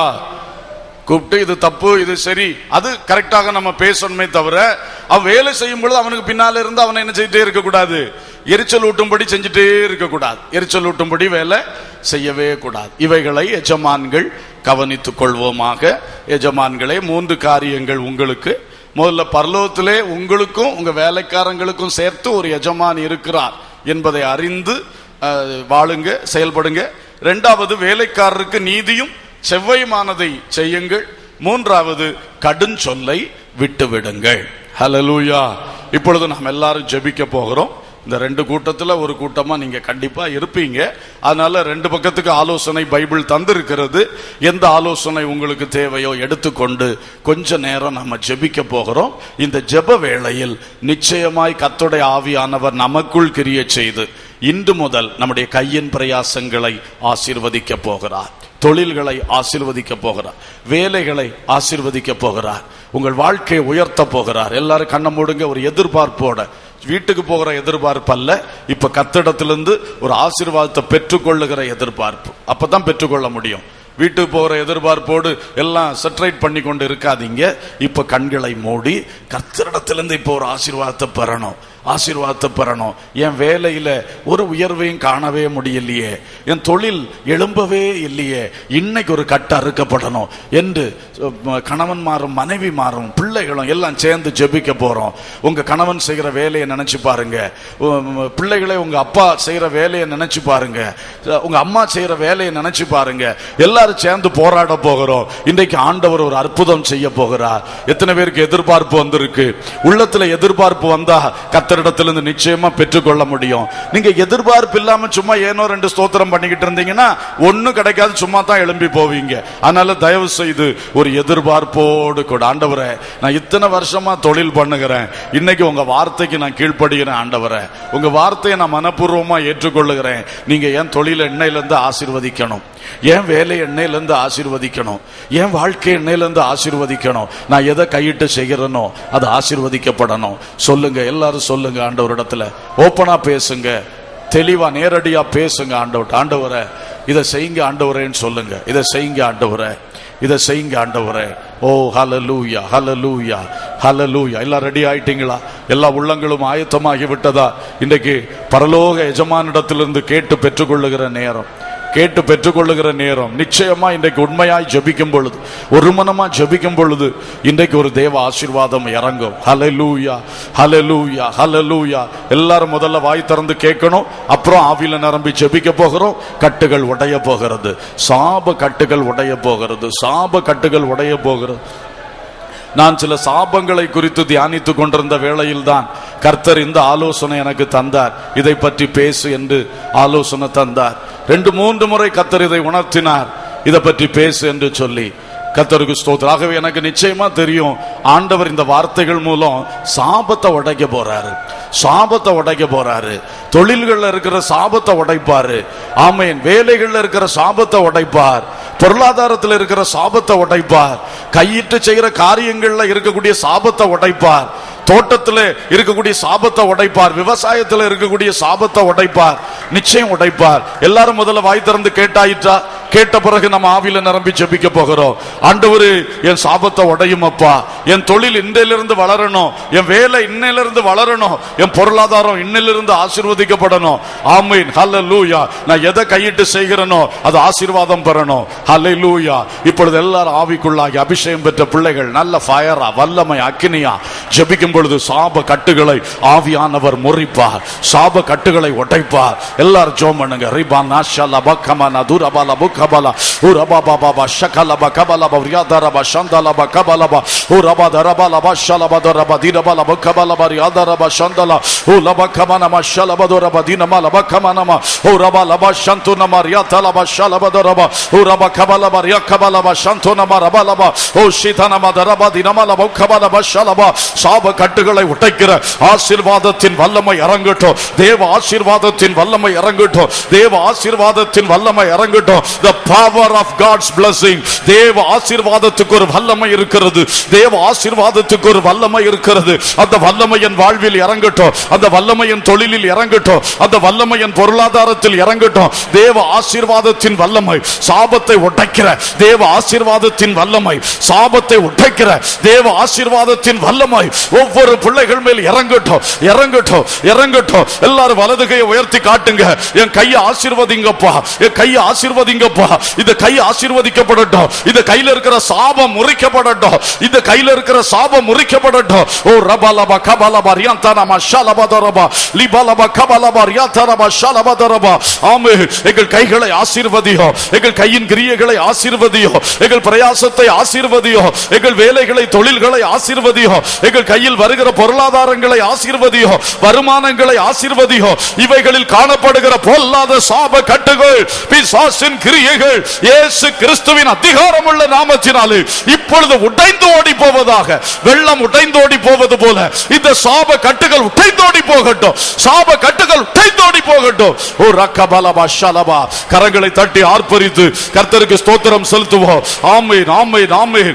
சாப கட்டுகளை உடைக்கிறவர், சாப கட்டுகளை உடைக்கிறவர் ஒவ்வொருவர் மேல் இறங்கும், ஒவ்வொருவர் மேல் இறங்கும். தேவ ஆசீர்வாதத்தை ஊற்று, தேவ ஆசீர்வாதத்தை ஊற்று, தேவ ஆசீர்வாதத்தை ஊற்று. வல்லமை இறங்கட்டும், வல்லமை இறங்கட்டும், வல்லமை இறங்கட்டும், வல்லமை இறங்கட்டும், வல்லமை இறங்கட்டும், வல்லமை இறங்கட்டும். தொழில் ஸ்தலங்களில் இறங்கட்டும், தோட்டங்கள் விவசாய ஸ்தலங்களில் இறங்கட்டும், இறங்கட்டும். இயேசுவின் நாமத்தில் இறங்கட்டும். எல்லா கட்டுகள் உடையட்டும். வேலை ஸ்தலங்களில் இறங்கட்டும் இயேசுவின் நாமத்தில், இயேசுவின் நாமத்தில். பொருளாதார காரியங்களில் இறங்கட்டும். தேவ ஆசீர்வாதம் இறங்கட்டும். கட்டுகள் உடையட்டும். சாப கட்டுகள், பிசாசின் கட்டுகள், மந்திரவாத பில்லி ஜூனிய கட்டுகள், எல்லா கட்டுகளும் தேறித்து ஓடட்டும். இயேசுவின் நாமத்தில் ஜெயம் எடுக்கிறோம், இயேசுவின் நாமத்தில் ஜெயம் எடுக்கிறோம். ஓ ரபலபா கபலபா யாதரபா ஷந்தலபா கபலபா.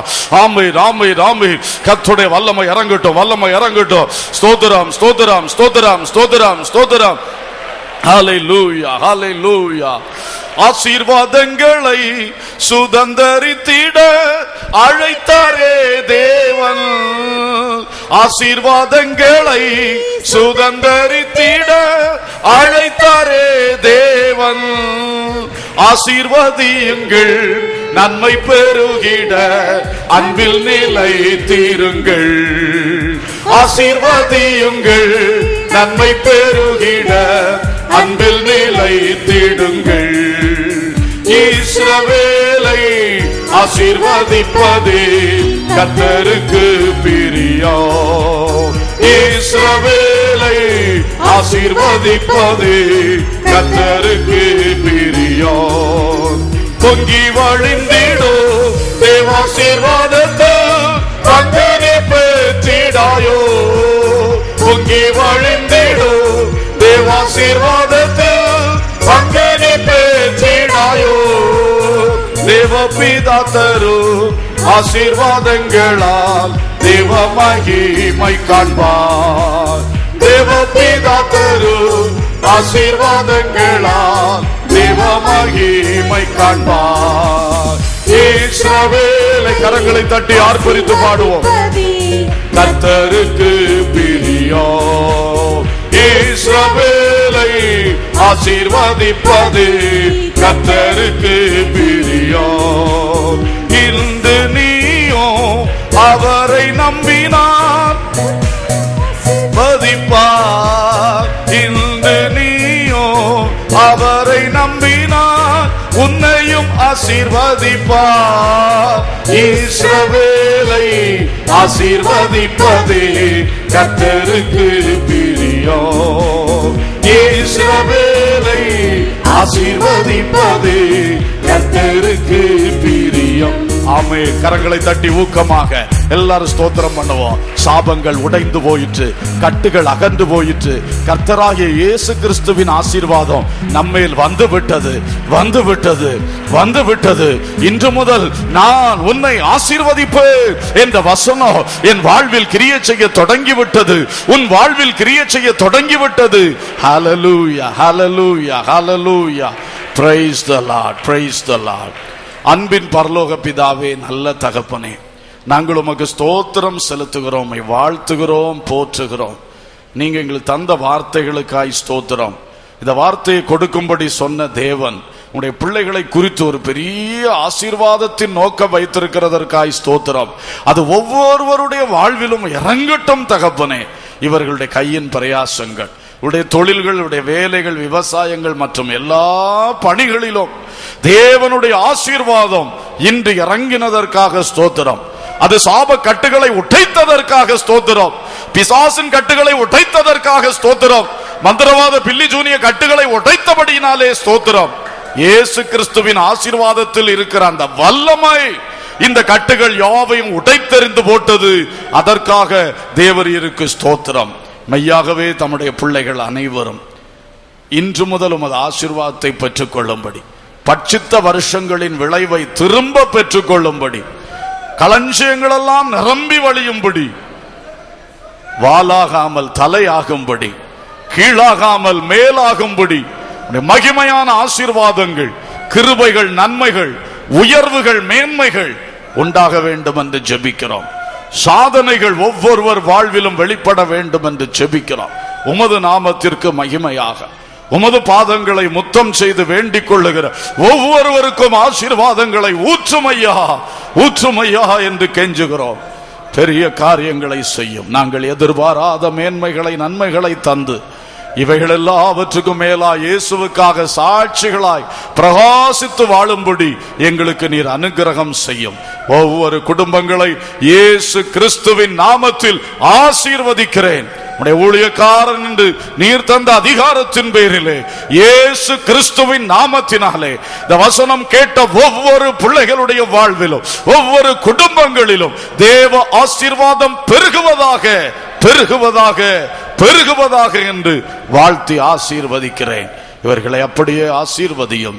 சகல துதியும் கனமும் மகிமையும் உமக்கே செலுத்துகின்றோம். இயேசு கிறிஸ்துவின் நாமத்தில் கேட்கிறோம் ஜீவனுள்ள பிதாவே, ஆமேன். மலைகள் விலகி நிலை பெயர்ந்தும் கிருபை என்றும் விலகிடாதே. மலைகள் விலகி நிலை பெயர்ந்தும் கிருபை என்றும் விலகிடாதே. தேவ சமாதான உடன்படிக்கை